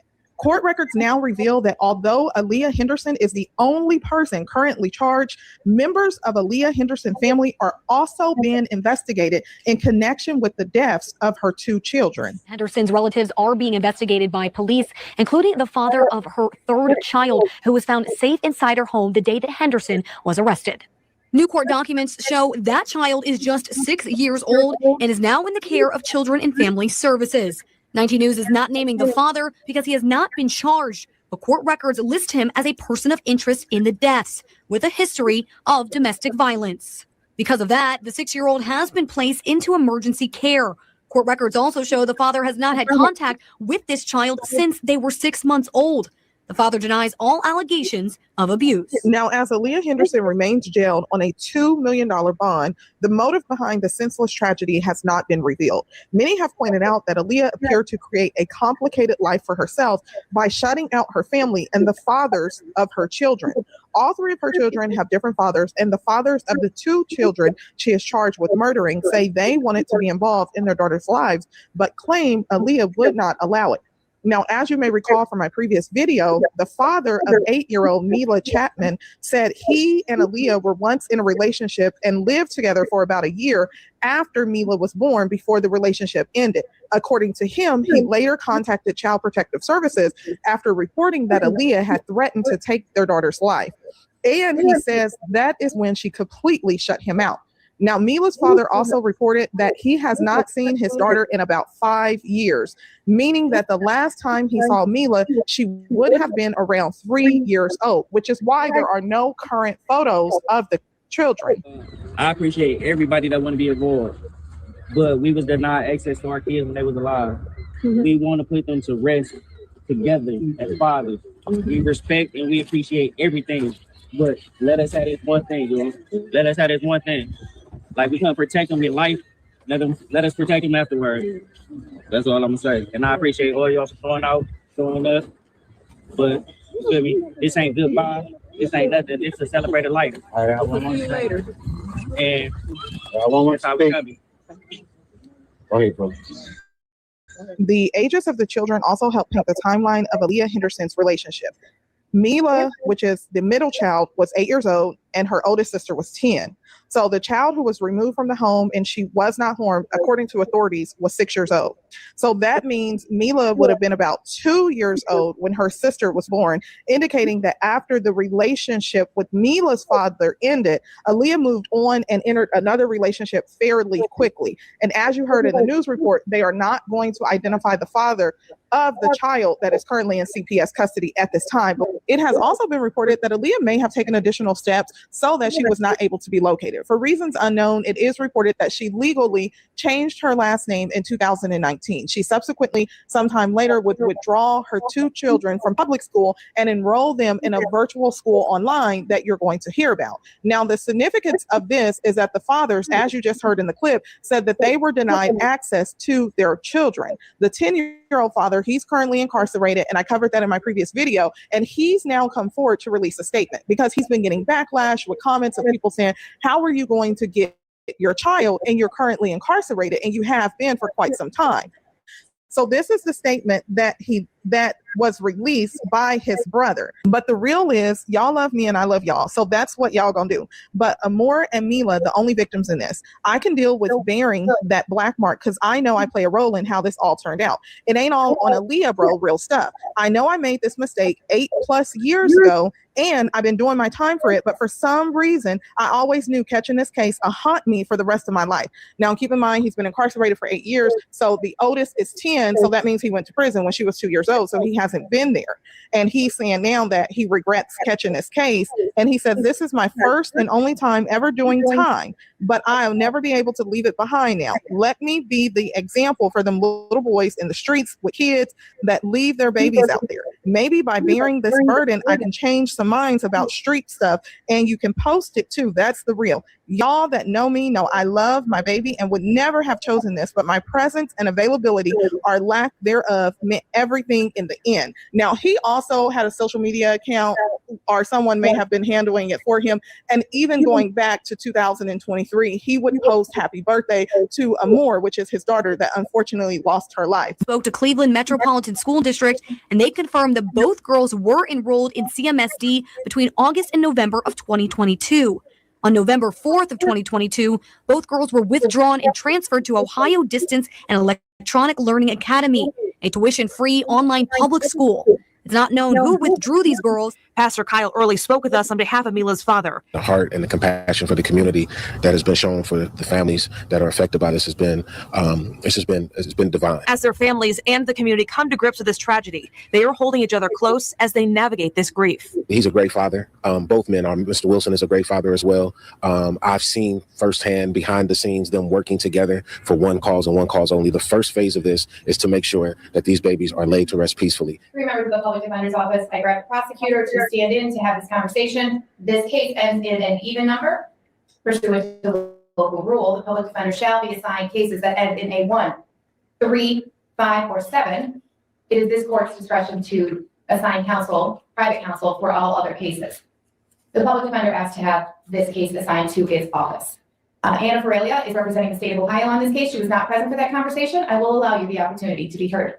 Thank you, Your Honor. The state of Ohio would only request that you follow the local rule. This case is like any other case in Cuyahoga County. We have had 8 other aggravated murder cases in this county this week, and I don't believe the public defender's office has approached any other judge or the judge in this arraignment room to have an assignment. This is called poaching.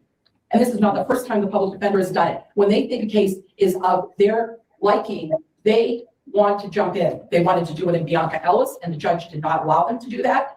The judge picked 2 independent assigned counsel. Was that at the arraignment room? It was at the arraignment room, Your Honor. But they started from the beginning because Ms. Stebbins, in that case, went out to Rocky River and talked to Bianca Ellis. So this is the same thing here. Here they went to juvenile court to approach this defendant for the emergency custody of the child who is still alive and participated in that. So at this point, Your Honor, I just want what's fair.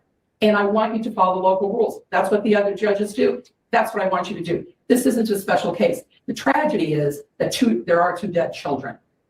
Thank you. I will allow the public defender a brief moment to respond. Thank you, Your Honor. Ashley Stebbins for the Public Defender's Office. We, as a routine, ask the bond commissioner in cases where we have a substantial interest, where we have done extensive work in juvenile court for bind over cases, we reach out to be appointed in those cases. If we have a substantial interest in a juvenile court emergency custody or custody proceeding, we ask to be represented just for continuity of representation with our office. We do have a youth and parent division where we represent people. It is routine for our office to go down to emergency custody hearings. It is not an aberration for us to be on this case because we are appointed at the emergency custody. So I take issue with that we're trying to poach this case. We are representing Ms. Henderson in the juvenile court proceeding. That is true. I have been in contact with the public defender that's handling that case.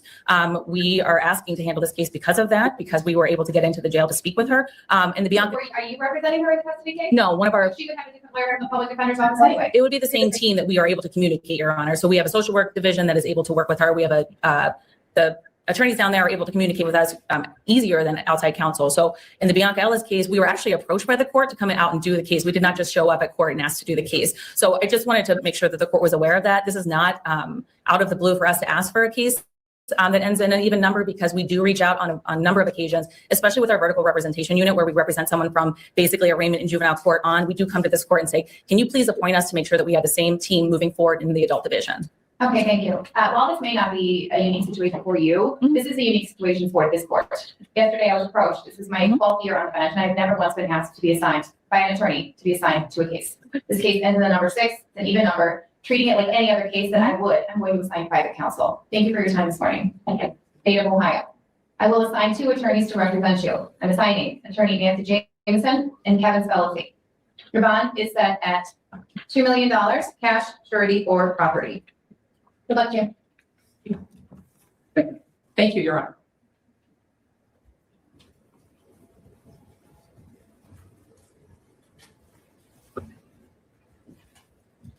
Now, as you just heard, the court ruled that Aaliyah would be assigned 2 private attorneys instead of the public defender's office representing her. Drop your thoughts in the comment section and let me know, what do you think about the prosecutor accusing the public defender's office of wanting to represent defendants in high-profile cases for their own interests? Also, let me know, what are your thoughts about the authorities saying that all of Aaliyah Henderson relatives are currently being investigated? Now, as we know, we do not know the manner in which the kids unfortunately lost their lives. You know what? I think they both fighting to fight the case for publicity, because think about it. Okay, why is the public defender's office fighting so hard to get the case? Because we know that they always complain that they're overworked, underpaid. They don't have the resources like private attorneys. But on the other hand, with the private attorneys, why are they fighting so hard? Who paying them? They doing the pro bono. I'm sure that ain't nobody paying them. They private attorneys. They work for their own firm. Why are they fighting for it? They ain't gonna get paid for it. So yeah, of course they both have their reasons, and that reason is it is a high profile case. You know what I'm saying? And this is what people do. This is how the world goes. This is how it goes.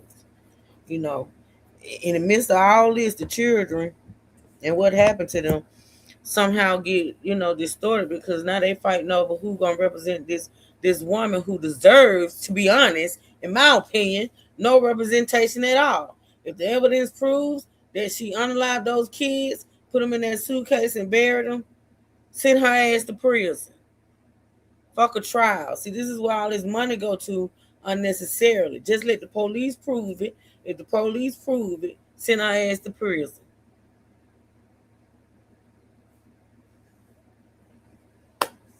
It's innocent people out there that need that real representation, not motherfuckers who out here committing these crimes and y'all doing what y'all do to get them off. This girl, listen. I don't listen. Maybe in this, ultimately we'll find out what really happened, why she did it, if she did it, how she did it. But if she did it, man, come on, bro. Like, just saying. And we do not know when it occurred because although the suitcases were found with their bodies in it, prosecutors said that they may have been in there for quite some time. And we do know that the man said he had been walking past it for at least a week before. Hey, Merle. Hey, Natasha. He decided to stop and check.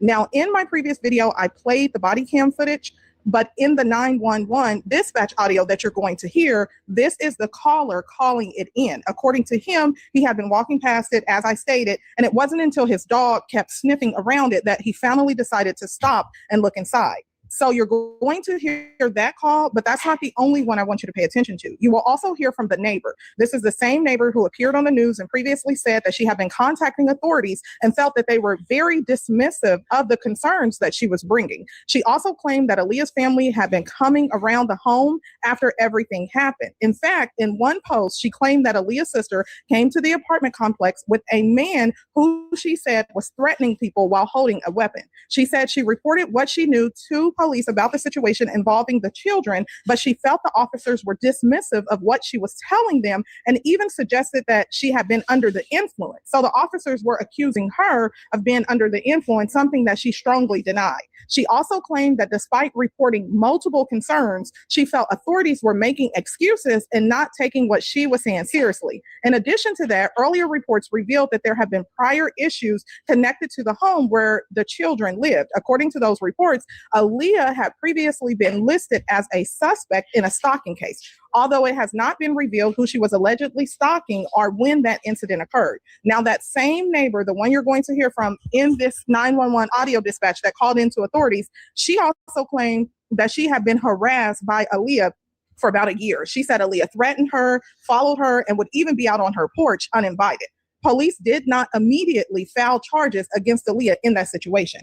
And if you remember from my previous video, this is also the same neighbor who said Aaliyah would turn up her music and that she could hear her beating the children inside the home. So with all this context in mind, take a listen to this call, and then we will get into the balloon. We found a head in a suitcase in the park. Come here, dog. Sit down. Sit down. Okay, and is it a human head or an animal head? Yes, no, it's a human head in a suitcase with it looks like some other body parts. Unzipped it and opened it, and that's what it was. Okay. You said by Midland and East 162? Yes. Okay. And where is the suitcase? It's all the way to the back of the park. There's a black suitcase. I'm standing on the sidewalk right now, and you can actually see the suitcase from here. Okay, it was like half buried, and I was walking my dog, and my dog started sniffing it. I've been walking past it for a few days. Yeah. And I said, let me just take a look and see what this is, because it wasn't there like last week.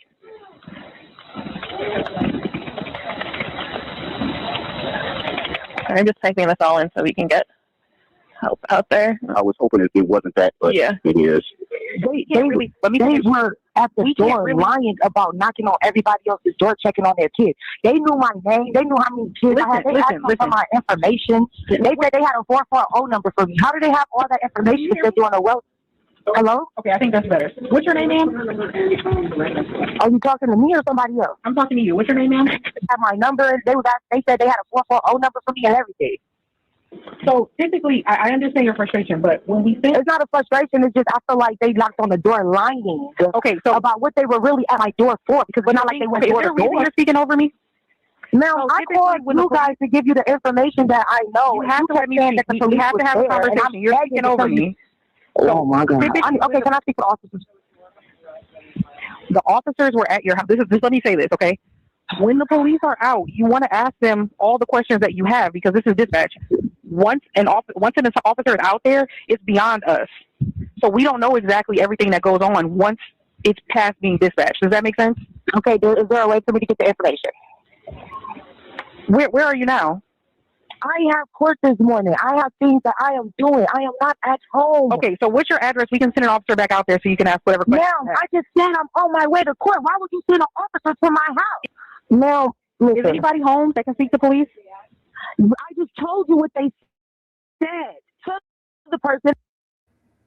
I commend this girl on making reports. I commend her on apparently this is a neighbor that has made reports on this girl before. She feel like the police dismiss her, this and the third. But people got to realize when dealing with the police, and I know, it's this whole thing out here like fuck the police. People don't really respect. And listen, the police is part of the reason why they got the reputation that they have. You know what I'm saying? But my thing is this: when dealing with the police, you got to calm down. You got to talk like you got some sense. You got to let the people talk. If you feel like the police are not doing their job, there are other ways to handle it. See, when you go to talking or when you go to being irate and acting the way this girl is acting, you get dismissed. Like you really do get dismissed. And I'm not saying that it's right. I'm just saying I know how it works. Like if you want to get your point across, if you want to get something done or whatever, just calm down. Just calm down and listen. You say you on your way to court. Okay, so you on your way to court. So have them send them out when you're at home. If you want answers, the woman is telling you, I can't give you these. The police have to answer your questions. And she's getting irate with a dispatch caller, which ain't going to get her nowhere. You know what I'm saying? I'm just saying. That was wrong. Okay, so what I'm saying is we can send someone back out there if you have questions. Okay, ma'am, I'm not at home, though. Is there another way? Can we move on, please?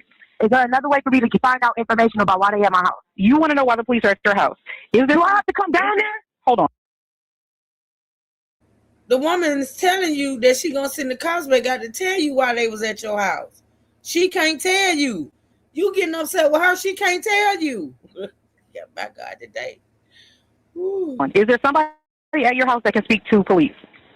No, listen, nobody's at my house. Nobody's asking for nobody to pull up. I am calling to get the information. You keep trying to send people out. Because I can't give you anything over the phone. You typically... Okay, well, I would like to... do you have a... Oh, my God. So I need to go down there. That's what you need to do. You go down I'm there. not at home. What the fuck? Yeah, go down there. I would rather you tell me that. I'm not saying I'm staying at home to wait on. God, I'm not saying thank you. I'm not saying we don't appreciate y'all, but no one gave us a chance, the family, to hug each other in this location. We never got a chance as a family to mourn together by ourselves. We don't know y'all. I'm not saying we don't appreciate y'all, but we don't know y'all. We don't love y'all. We don't know if you know the kids. And I'm sorry to even say it this harshly. That's not what I'm saying. But can we please just disperse just for the day? Just for the day. Y'all want to come back? Y'all want to come back another day? Cool. Just for the day, please. I'm asking y'all, please. Respect, please. Respect. Now, whether it's your candles, your flowers, or whatever you have in your hands, you're going to lift it to the sky. Do like that. On the count of three, we're going to do the release, but we want to say these babies' names. Okay. 1 second, please hold the rules. On the count of three, we're going to say these babies' names, and may God, the Creator, bless the dead. 1, 2, 3. Mila Namora! Mila Namora forever.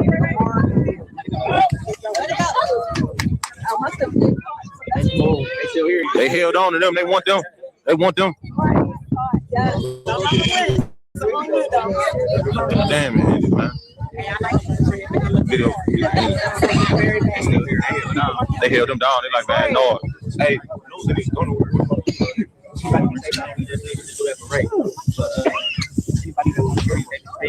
Okay, y'all got another speaker.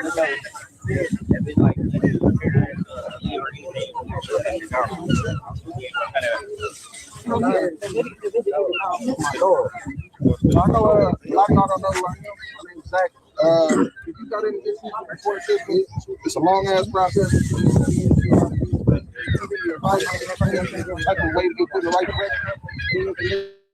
I'm not asking my time. That's all I want to say. I can't too late. That's all right. I can't too late. Everybody on my car, I can't too late. Yeah. My name is Charles Young.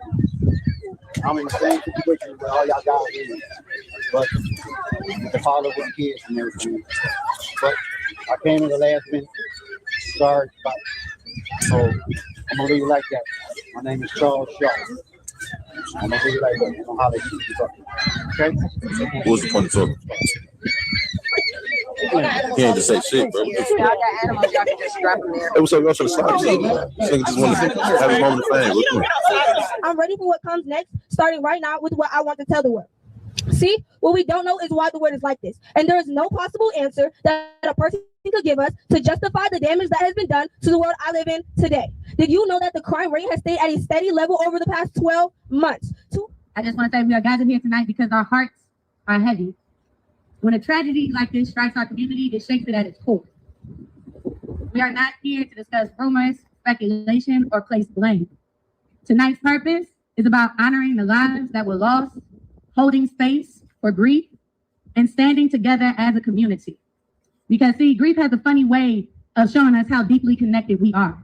Because of the fact that most of us did not know those young girls personally, but we felt this grief personally. We felt this loss personally. Because those children are not headlines. Those were lives. Those were possibilities, and they were love. Been here before as an activist, as many of you. So it hurts my heart that I'm here today because this just shouldn't be. And all parents matter. Let me try that again. All parents matter.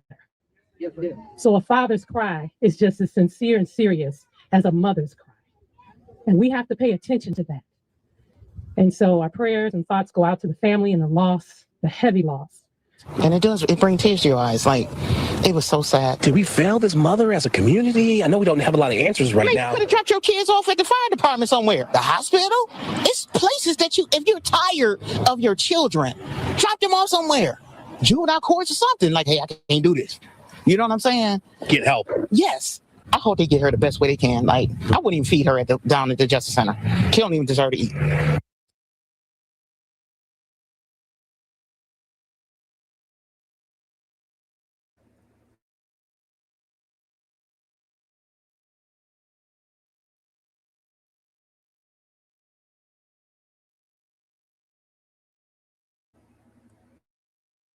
All right. Shout out to Shanitra Speaks. That was her video. I shared her out on my wall. If y'all want to go check her out, I've shared her before. I share her out on my wall all the time. So this next video is coming from, and this is a alleged update. We're gonna see. I'm sure it's gonna be a lot of repetitiveness. Y'all know that. The name of the channel is Homicide Exposed. This video, I think, is the most recent so-called update video. Let me make sure.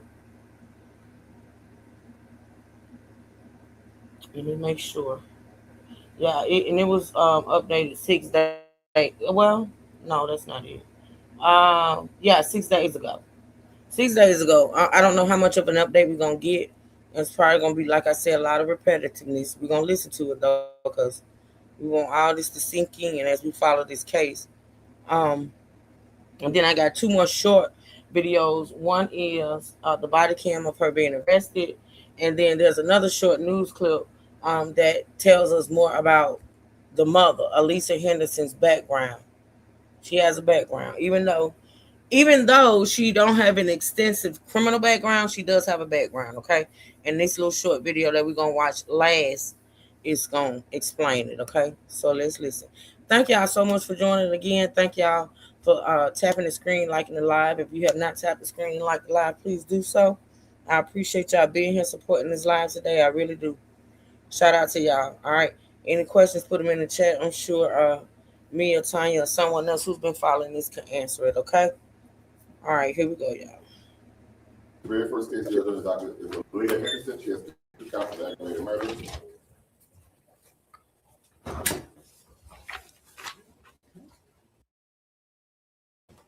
Good morning, Ms. Henderson.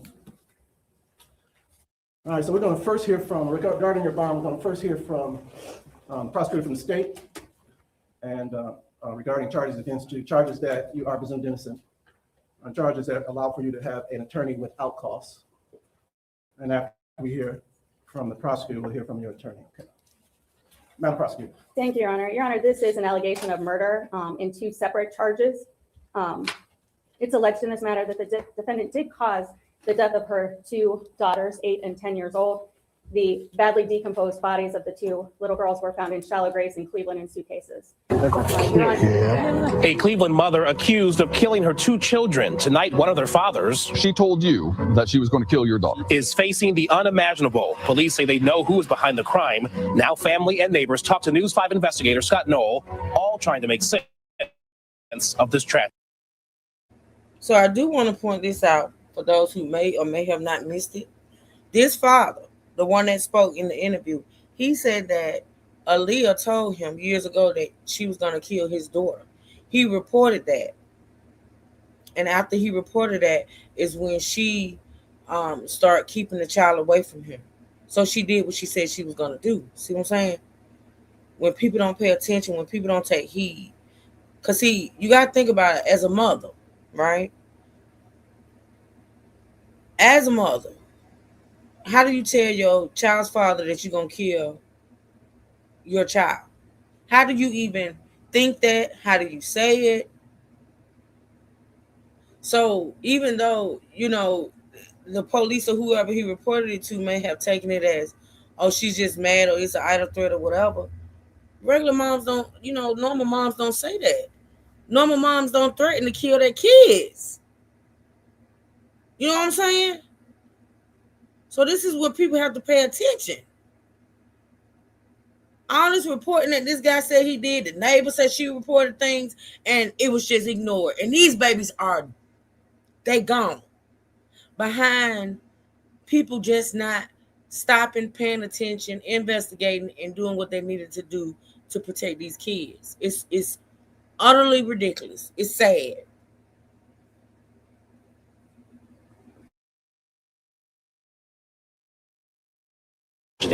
This didn't have to happen like this.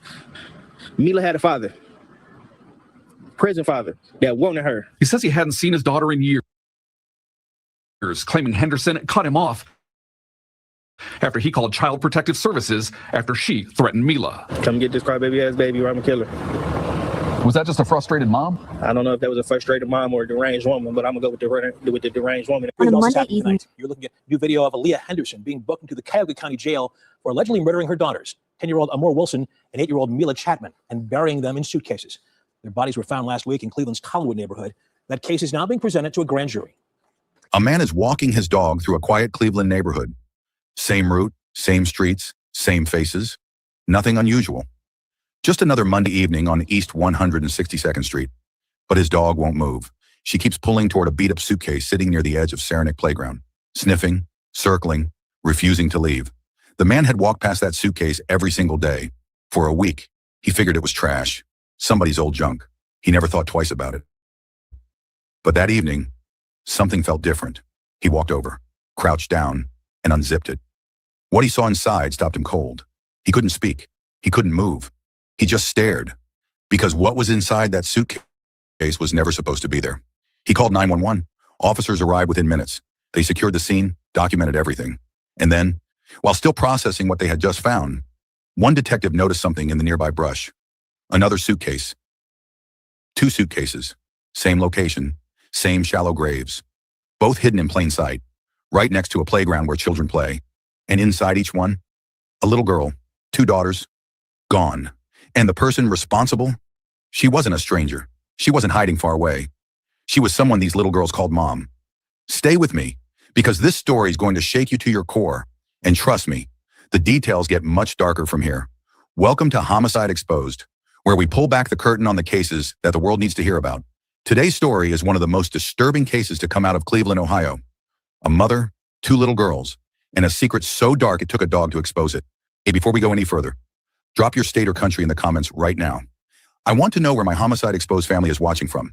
Are you watching from the US, the UK, Africa, somewhere else? Let me know. I read every single comment. Now, let's get back to Cleveland, because what those officers found inside those 2 suitcases was only the beginning. The real question wasn't just what happened to these little girls, it was who was responsible. And when that answer came, it left an entire city speechless. So, who exactly is Aaliyah Henderson? On the surface, she looked like someone you would never think twice about. Aaliyah Henderson was 28 years old, born and raised in Cleveland, Ohio. She had lived in that city her entire life. She knew those streets. She knew those neighborhoods. Cleveland was home. One, she had no criminal record, no history of violence, no prior arrests, nothing in her past that would raise a red flag. In fact, when her case went before the court, her public safety assessment, a tool used to measure how dangerous a person is, came back with one of the lowest possible scores. To the outside world, Aaliyah Henderson was just another young mother trying to get by. She was looking for work. She had a place to live. She had roots in her community. And she had 3 children. Her oldest daughter, Amber Wilson, age 10. Her middle daughter, Mila Chapman, age 8. And a third younger child whose identity has been kept private to protect them. All 3 children were being homeschooled. And that detail, right there, is one of the most important parts of this entire story. Because homeschooling meant no teachers, no school counselors, no classmates' parents, no outside eyes, nobody checking in, nobody asking questions. Those little girls existed almost entirely within the walls of that home, invisible to the rest of the world. Now here is where things get even harder to process. Both Amer and Mila had fathers who wanted them. Mila's father, Deshaun Chapman, had been fighting for custody for years. Amer's father had also stepped forward, offering to take the girls in and give them a stable home. But there was a problem. Neither father could find Henderson. She had become impossible to locate. And with no school system tracking the girls, there was no paper trail to follow. 2 little girls, 2 fathers desperately searching, and a mother who had seemingly disappeared, taking her daughters with her. The more you learn about Aaliyah Henderson, the more one question keeps coming back. How does someone this normal end up here? Before we go any further, we need to stop and talk about the 2 little girls at the center of this story, because behind the crime scene tape, behind the court hearings, and behind the headlines, there were 2 real children, 2 little girls with personalities, with laughs, with favorite things, 2 little girls who deserve so much better than what they got. First, Amer Wilson, 10 years old. Her name Amer means love. Let that sit for a second. A little girl named Love, buried in a suitcase in a shallow grave, steps away from a playground. Amer was the older sister, the one who had already started to figure out the world around her. At 10 years old, she should have been thinking about friends, about school, about growing up. Instead, when her life was cut short in the most unimaginable way. Then there was Mila Chapman, 8 years old. Mila's father, Deshaun Chapman, loved that little girl with everything he had. He fought for her. He searched for her. He did everything a father could do to bring his daughter home safely. And when he finally spoke to the cameras after her body was found, his words were not polished. They were not rehearsed. They came straight from a broken heart. I remember them building tents in the living room and making pallets on the floor and having a girls' night, just doing stuff like being kids. Just being kids. That is all they were. 2 little girls, different dads, same mother, same bond. Half sisters who shared a home, shared a life, and in the end, shared the same devastating fate. Amer and Mila were not just victims in a police report. They were real, they were loved, and they were failed by the one person in the world who was supposed to protect them above everyone else. Neither one of them made it to their next birthday. Let's go back to the beginning of all this. Collinwood, Cleveland. It is a working-class neighborhood on the east side of the city. Regular streets, regular people, families going about their daily lives. Nothing about Collinwood makes it stand out from any other urban neighborhood in America. But on the evening of Monday, March 2nd, 2026, Collinwood became the center of a story that would shock the entire country. It started at the corner of East 162nd Street and Midland Avenue, right near Saranac Playground, a place where children are supposed to play, a place where families are supposed to feel safe. A man was walking his dog, same route he always took. And just like the days before, his dog stopped at a beat-up suitcase sitting near the edge of the playground. But this time, he decided to do something about it. In his own words, captured on police body camera footage, this is exactly what he told the responding officer. "It's a suitcase. I've been walking past it for about a week now. I walk my dog over there and she keeps stopping. She's been sniffing a little too long." He walked over. He pulled it up. He unzipped it. "I couldn't really see, and I opened it up and..." He couldn't even finish the sentence. What he saw inside that suitcase was the remains of a little girl. He called 911 immediately. Officers from the Cleveland Division of Police's 5th District arrived at the scene around 6 p.m. They confirmed what the man had found. What a young girl, inside a suitcase, buried in a shallow grave. But as detectives began processing the scene and collecting evidence, one of them noticed something nearby, another suitcase, also buried, also in a shallow grave, just feet away from the first. Inside, another little girl, 2 children, 2 suitcases, same location, hidden in plain sight at a neighborhood playground, right where kids come to laugh and run and play. At a press conference the following day, Cleveland Division of Police Chief Dorothy Todd addressed the public with words that were both powerful and deeply sobering. These were 2 young lives with their entire futures ahead of them. Our detectives worked tirelessly and with great care to identify those responsible. But here's the detail that hits the hardest. When officers began trying to identify the two girls, they searched for missing children reports in the area. Children who had been reported gone, children that someone had called in as missing. They found nothing. No reports, no alerts, no frantic phone calls from a worried parent. These two little girls had been lying in those shallow graves, and not a single missing persons report had been filed for either of them. The world had not even noticed they were gone. Amr and Mila had been missing, and nobody knew it. The moment those two suitcases were found, Cleveland detectives got to work, and they moved fast. Officers began canvassing the Collinwood neighborhood immediately, knocking on doors, stopping residents, asking questions. They reviewed footage from cameras in the area around East 162nd Street and Midland Avenue, and they spoke to witnesses. They gathered every piece of information they could find. Chief Dorothy Todd later described the approach her team took. Investigations of this nature require patience, precision, and discretion. Unlike what is often portrayed on television, every detail cannot be shared publicly. Certain information must remain confidential to protect the integrity of the investigation and ensure justice for these victims. That careful, methodical work paid off, faster than anyone expected. Within less than 48 hours of the discovery, detectives had developed enough evidence to act. They executed a search warrant at a residence on the 700 block of East 162nd Street, just a short distance from where the bodies had been found. What they discovered inside that home stopped them in their tracks. First, a child, alive, only found inside the residence, appearing to be in good health. That child was immediately placed into the care of the Department of Children and Family Services. Then, evidence, described by police as substantial. Exactly what was recovered has not been fully disclosed to the public. But given the proximity of the home to the burial site, investigators likely found items directly linking the residents to the suitcases, personal belongings, physical evidence, or materials that placed the girls inside that home before their deaths. The pieces were coming together. On March 4th, police announced they had detained a person of interest. 2 days after two little girls were found in suitcases, someone was already in custody. That same week, the Cuyahoga County Medical Examiner's Office released the results of DNA relationship testing. It confirmed what investigators had suspected. The two girls were half-siblings, same mother, different fathers. And that mother? Aaliyah Henderson, 28 years old, lifelong Cleveland resident, the woman with no criminal record and a low-risk safety score. She was charged with 2 counts of aggravated murder. Her booking footage was released to the public shortly after, showing a woman who, on the outside, looked completely calm.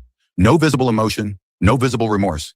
Just a woman being processed into the Cuyahoga County Jail, charged with killing her own daughters. Here's the mugshot of Aaliyah Henderson. Records from the Cuyahoga County Sheriff's Office show she was booked into the county jail just before 8:30 Wednesday night, and this is the only time she has been booked into the jail. We dug into her background and found Henderson does not appear to have a criminal history. Court records Before show we Henderson continue, I have to ask you something. We now know who was arrested, but the question that keeps coming up is, why? What drives a mother to do something like this to her own children? Drop your thoughts in the comments below. I want to hear what you think. And if this story has moved you at all, please hit that like button right now. It helps more people find Amr and Mila's story. These little girls deserve to be heard. Now, let's keep going. When the arrest was announced, the city of Cleveland exhaled, but it was not a sigh of relief. It was a sigh of grief. Cleveland Mayor Justin Bibb was one of the first to speak publicly. He praised the detectives who worked the case and then addressed the weight of what had happened. This has shocked our community. We love and protect our young people, and the loss of these 2 children is unimaginable. Our hearts are with everyone who is grieving this tragedy. City Councilman Mike Polensek, who represents the very ward where the bodies were found, spoke with a mix of relief and deep sadness. He noted something that made this case even harder to process. The girls had lived in what appeared to be a well-kept house. Nothing on the outside suggested anything was wrong. They were homeschooled. They were hidden from the world. And nobody, not a neighbor, not a teacher, not a social worker, had raised an alarm. The community is relieved but saddened, Polensek said. There's 2 young children that are gone. Their whole future is gone. A Cuyahoga County spokesperson added, "We are profoundly saddened by the deaths of these 2 young girls, which is a tragedy for their families and our entire community." But the most powerful words of all came from Deshaun Chapman, Mila's father. He stood in front of the cameras and he did not hold back. His pain was raw. His anger was real. "I hate you. You're selfish. You're a monster." He directed every word straight at Aaliyah Henderson. And then he said something that revealed just how deep this tragedy really goes. "You had help. You had support. You didn't want to take it." Deshaun had been trying to gain custody of Mila for years. Amr's father had also come forward, offering to take both girls in and give them a safe home. Both fathers claimed they had been unable to locate Henderson, that she had made herself impossible to find. 2 fathers, 2 open arms, 2 little girls who never made it to either one. I love both of them, Deshaun said. Both of them don't deserve this. And he was right. With Henderson in custody, the legal process began moving forward. She made her first appearance at Cleveland Municipal Court, where a judge set her bond at $2 million cash surety. And that number was not chosen randomly. The prosecutor asked for exactly that amount, and the judge agreed without hesitation. Why so high? Because the charges were that serious, because the victims were her own children, and because the court was not taking any chances with public safety. Henderson's defense attorney pushed back. They pointed to her clean record, her low safety score, her ties to the Cleveland community. They asked for something more reasonable. The judge said no. Henderson was then arraigned, and her case referred to the Cuyahoga County Grand Jury, the next step in determining whether the case moves forward to a full trial. As of mid-March 2026, no trial date has been set. Henderson also chose to waive her preliminary hearing, a move that signals her legal team is already preparing for a longer fight ahead. She faces 2 counts of aggravated murder. In the state of Ohio, aggravated murder is the most serious charge a person can face. If convicted, Henderson could spend the rest of her life in prison with no possibility of parole. For the community of Cleveland, that outcome would mean justice. But for Amer and Mila, no verdict, no sentence.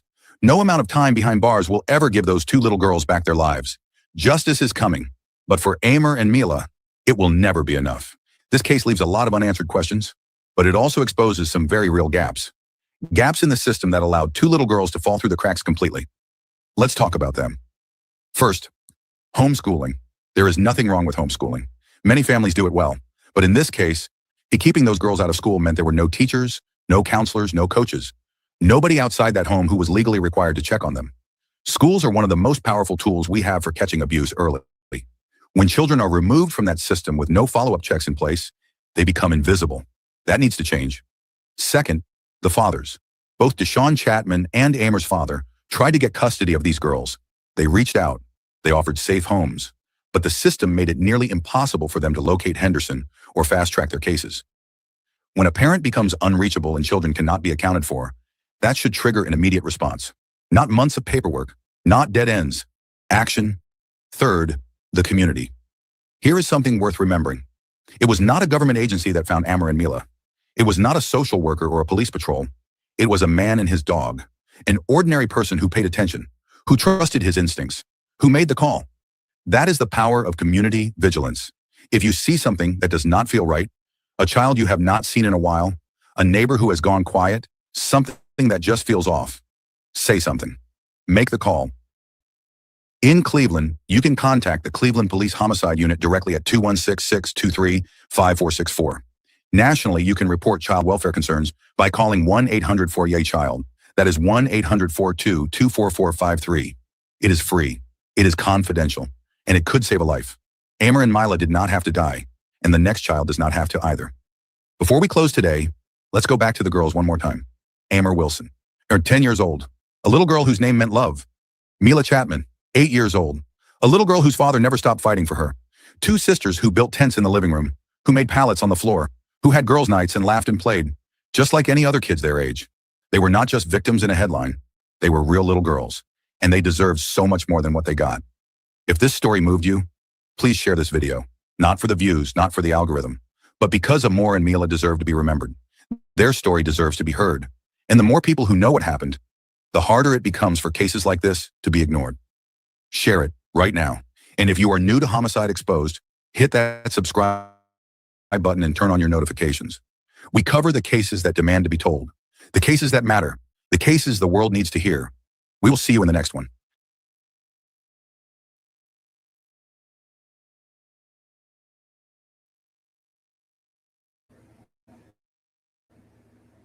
Okay, I like that channel too. Y'all know I like the channels that it's the way they present it. You know what I'm saying? That's why I don't react to a lot of content creators that they go live and have all the extra, have the panels and the people coming up making assumptions. I know that stuff is called for good, those lives and those channels call for entertainment or whatever. But I just can't. Like, y'all notice I have stopped reacting to a couple of people that I used to because it just became too much. You have to focus on the facts. You have to focus on the real. You can't be entertaining all this internet rhetoric. Y'all know how I feel about it. I absolutely despise it. So I do pick out what I choose to play and react to very carefully. You know what I'm saying? There are some content creators that I watch, just because some things do come out in those lives, but it's a lot. I can't. Like, people make a spectacle of everything. In a case like this, in these cases that we cover, it's not a spectacle. It's real life. You know what I'm saying? And, you know, I get it, like, those channels get views and this and that and the third because people like, you know, a sideshow. They like circus acts. But I can't do it. And I'll entertain a whole lot when it comes to that T channel. Y'all know it. I entertain or whatever. But with this one, I can't do it. I can't. Yeah, Tanya, it just is what it is. I don't take this stuff lightly. This stuff is like real. It's real life, and it's happening in real life. That little girls are unalived and placed in suitcases and trunks and motherfucking dumpsters and things. And that shit ain't something to play with. You know what I'm saying? It ain't for entertainment purposes. You get what I'm saying? Her neighbor did. Her baby daddy did. Y'all didn't take it seriously enough. These babies were failed by many, and they were.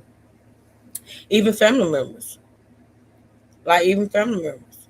There's no way in this world, just like with the other baby we covered, you know, the grandmother. And I ain't trying to judge this lady. Like, I'm not here to judge. But as a grandmother, I couldn't imagine. Y'all know I couldn't imagine not hearing from my Tatum, my Leah, my Keyshawn, even my Jasari, and my other grandbaby Purpose, who don't even live near me, but I still have to check in. I still have to know they're good. I have to see their little faces. I have to hear their little voices. You just not gonna tell me anything and it's gonna fly. It's just not. You know what I'm saying? I don't see how a grandmother can go so long without having any type of contact with her grandbaby. Like, and I feel, and when it comes to my last two grandbabies, you know, they don't live near me. I have to, you know, travel to go see them or whatever. And I feel a way about that. Y'all know I see Tatum, Keyshawn, and I forgot the Talon. My Talon. I see Talon more often than I see the last two, even though he, you know.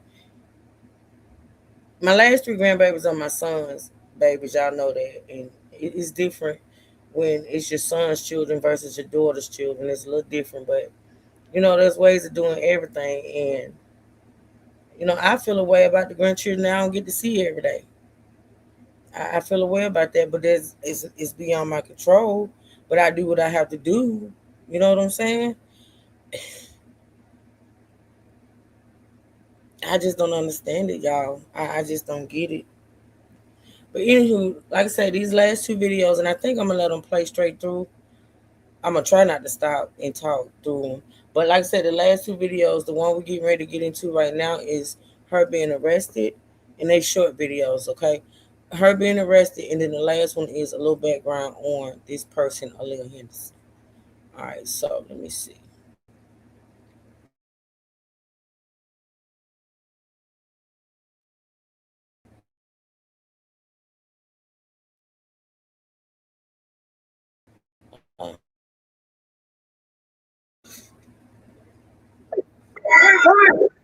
Police search warrant! Police search warrant! Police search warrant! Watch it. Oh, wait, come on down, hands up. Come on down, hands up. Come down now, hands up. Bring it. Yeah, I'm gonna have her out now. Anybody else inside? Got her? Control down. Got it. Anybody else here? Go ahead. You good? I got you covered. Welcome back to the channel. If this is your first time stopping by, hit that subscribe button right now. Trust me, you will not regret it. And if you are... Oh, and I did share these last two videos out on my wall, so if y'all want to go over and check out the channels, if you want to go over there and watch it for yourselves, I did share the last two videos out on my community wall, okay? Are a returning subscriber, welcome back. As always, I genuinely appreciate every single one of you guys. The support means everything. Now, About 2 weeks ago, we covered one of the most disturbing stories to come out of Cleveland, Ohio in a long time. And I mean that. This woman right here, Aaliyah Henderson, 28 years old, a mother, charged with the murders of her 2 daughters, 8 and 10 years old. She allegedly took those children's lives, put them in 2 separate suitcases, and buried them. Miss Ann, good to see you. Happy Saturday. Across the street from her own house, right behind a high school, in a spot people use for illegal dumping. That is where they were found, by a man walking his dog on a Monday evening. As horrible as this case already was, more has come out this week. Cleveland police just dropped the body camera footage from the night of her. Hey, Divine. Happy Saturday. Yeah, Tanya, but I think this lady ain't all the way there. And I think people saw it a long time ago. And those baby daddies, they tried. The neighbor tried. Probably other people tried too as well. You know what I'm saying? You can tell she ain't all the way there. She just ain't. Arrest, and I am about to show it to you. But before I do, I need you to pay close attention to 2 things. First, she says something in that footage. The news picked up on it, but when I watched it myself, she says, "Oh my God, my baby's going to be so sad." She is talking about the 3rd child, the one found alive and unharmed inside the house when police raided it. Now think about that for a second. Your 2 daughters are in the ground across the street, and your first words are about the child that survived being sad? Not grief, not remorse, concern about a child being sad. I have been sitting with that ever since. Second thing, and this one honestly caught me off guard. Pay attention to the layout of that house when the footage shows it, because this woman had no job, no income that anybody can account for. And inside that house, there is a pole, a stripper pole, in the living room. Now, I am not here to judge how anybody decorates their home, but when you cannot afford to keep a roof over your children's heads, when you are getting evicted for not paying rent, and your priority inside that house is a stripper pole in the living room, that tells you something about where those children ranked. That tells you everything. Take a look at this. With 19 News coming to you from our digital desk. We have some brand new video in, and it's in the case of the Cleveland mother who is accused of murdering her 2 small daughters and then placing them in suitcases and burying them, or at least partially burying them, in a field in the area of Ginn Academy on the east side, more specifically off of East 162nd. The video is from the actual arrest. The SWAT team of Mila Chapman, who was 8 years old at the time, and her other daughter, Amor Wilson, who was 10 years old. That determined by the medical examiner's office. All in all, the video we're about to show you is pretty routine. It shows the amount of force that Cleveland police went in, the SWAT team. There were quite a few members when they went in to make this arrest. But other than that, it goes pretty routinely. We'll watch this initial video a couple of times because I think I may have caught Aaliyah saying something as she's about to be led out the door in handcuffs. But I want to listen to it again pretty closely and see if that's in fact what I heard. But let's get to the first video here. This is again the SWAT team going into the home of Aaliyah Henderson, now accused of killing her 2 daughters and putting them in suitcases. Let's take a look.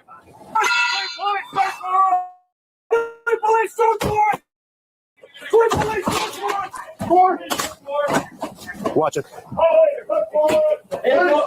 on down, hands up. Come on down, hands up.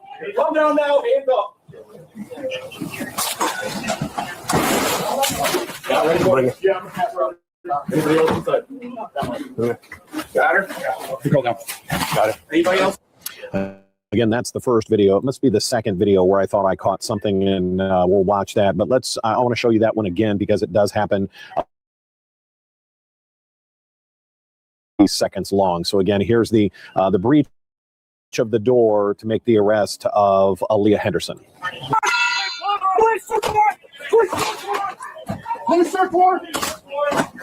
Watch it.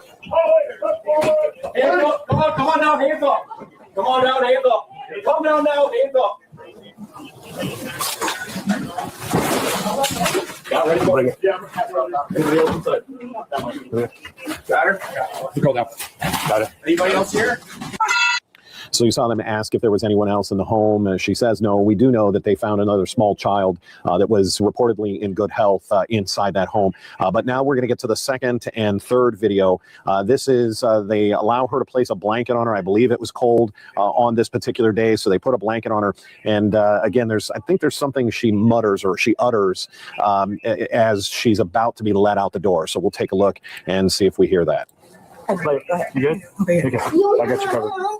Just hold on 1 second. I'm gonna wait for the car to pull in so you don't have to. Yeah. Yeah, you're good. I got you.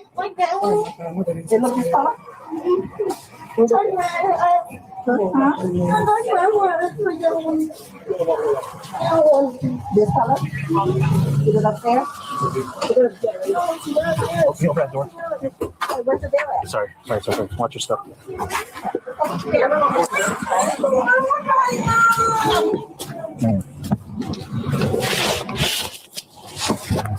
Okay.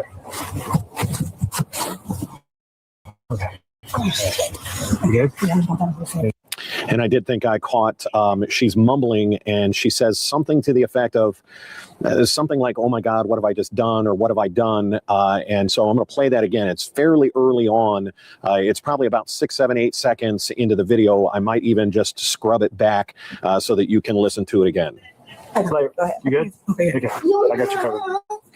Hold on 1 second. I'm gonna wait for the car to pull in so you don't have to. Yeah. Yeah, you're good. I got you.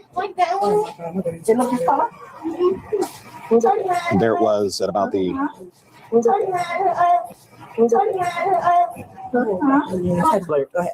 good? Okay. I got you covered. Just hold on 1 second. I'm gonna wait for the car to pull in so you don't have to. Yeah. Yeah. You're good. I got you.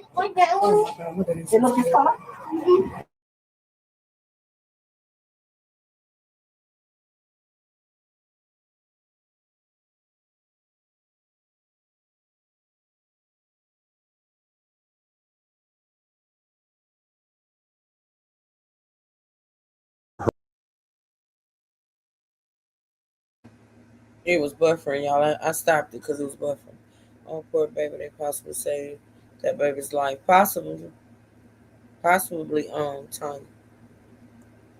Officers in there, and you hear him on the verge of tears, and as they're taking her out to the squad car, and you'll hear it again in this other angle we have of them bringing her out to the cruiser. You'll hear the little boy say, "I want my mom." Just a very sad sort of section of this, and let's take a look again. Third and final video we have as they're bringing her out to the car, and you'll hear the little boy say, "I want my mom."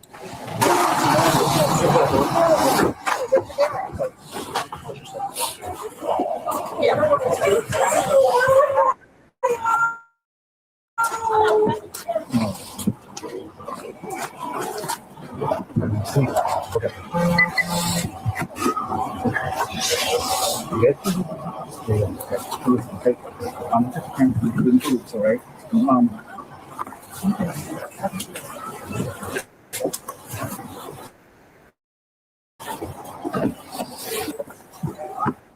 And that is the end of the video. Pretty unique. I heard the officers inform her that he was a detective, and then he gets in the backseat of that cruiser with her. That does not happen very often. But of course, they would have wanted to hear anything she had to say, whether it was before or after they read her rights. We didn't see that on camera. But there are a lot of questions. How did those two little girls die? We're, of course, talking about Mila Chapman, 8 years old, and Amor Wilson, 10 years old. And again, I'm going to play the second video for you again, the video where she's being let out. And I looked at the clock this time. It's exactly 16 seconds into this video. She is mumbling something, and to the best that I can make out, it is something to the effect of, "Oh my God, what have I just done?" It is something like that. You folks can listen for yourself and see if you can pick up on it. Take a look one more time. You good? Okay. I got you covered. Just hold on 1 second. Yeah. Yeah, you're good. I got you.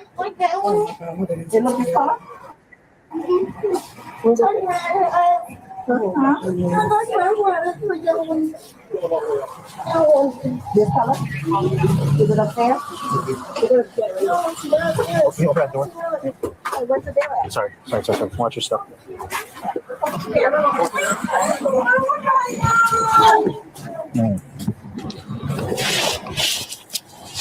And just heartbreaking to hear that little boy start to cry in the background and say, "I want my mom." It shows you how far-reaching this is. This is more than just the two young girls who were found dead. She also had a son, and she is now facing. I think we now know it's a daughter. I'm still not sure whether it's a son or a daughter. I think it's a daughter.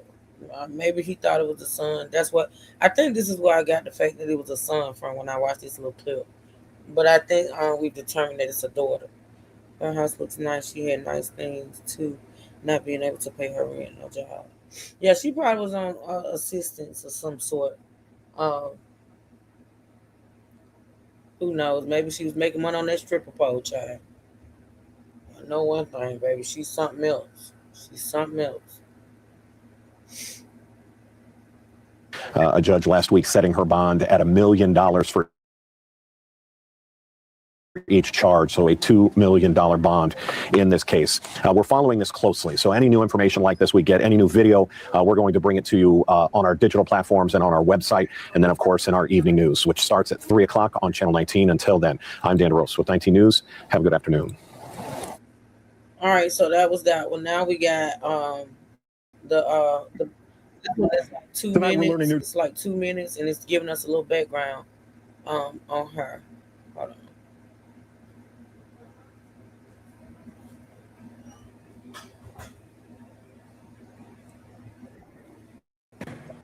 Tonight, we're learning new details about the woman accused of killing her two daughters, then partially burying their bodies in suitcases in Cleveland's South Collinwood neighborhood.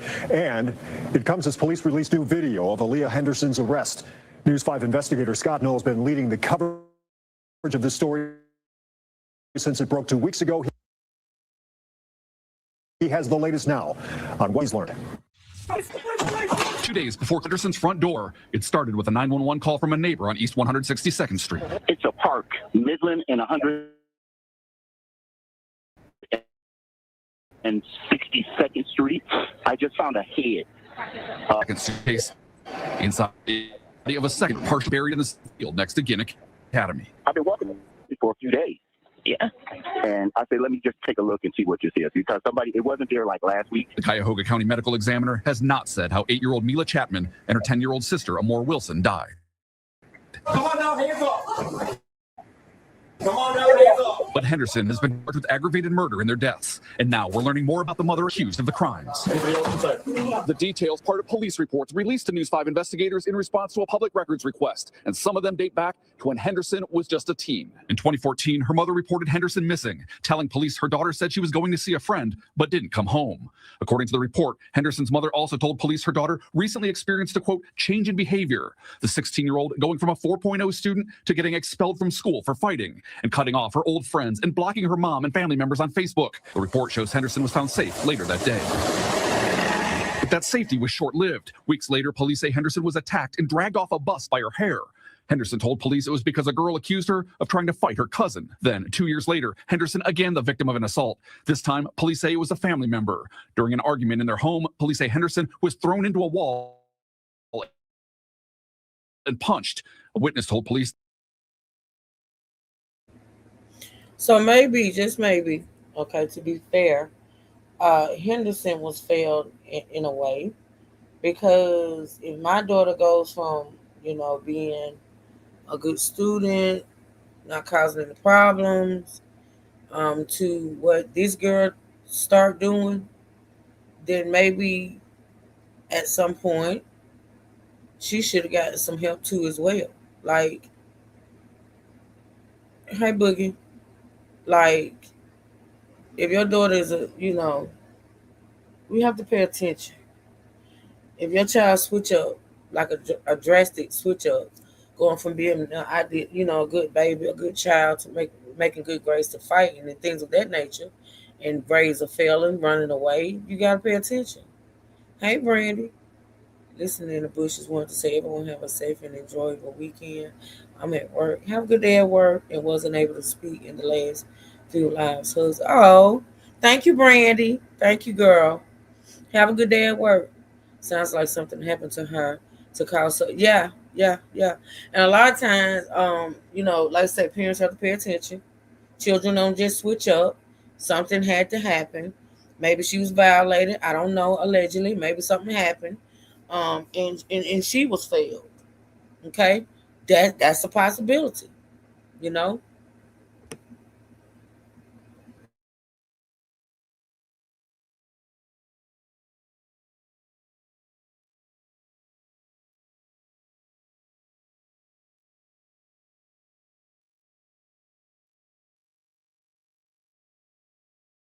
Member also threatened the 18-year-old with a crutch to the back of a police car. A neighbor told police Henderson harassed her and threatened to beat her and the woman's son. $1 in Cleveland, I'm News 5 investigator Scott Knoll.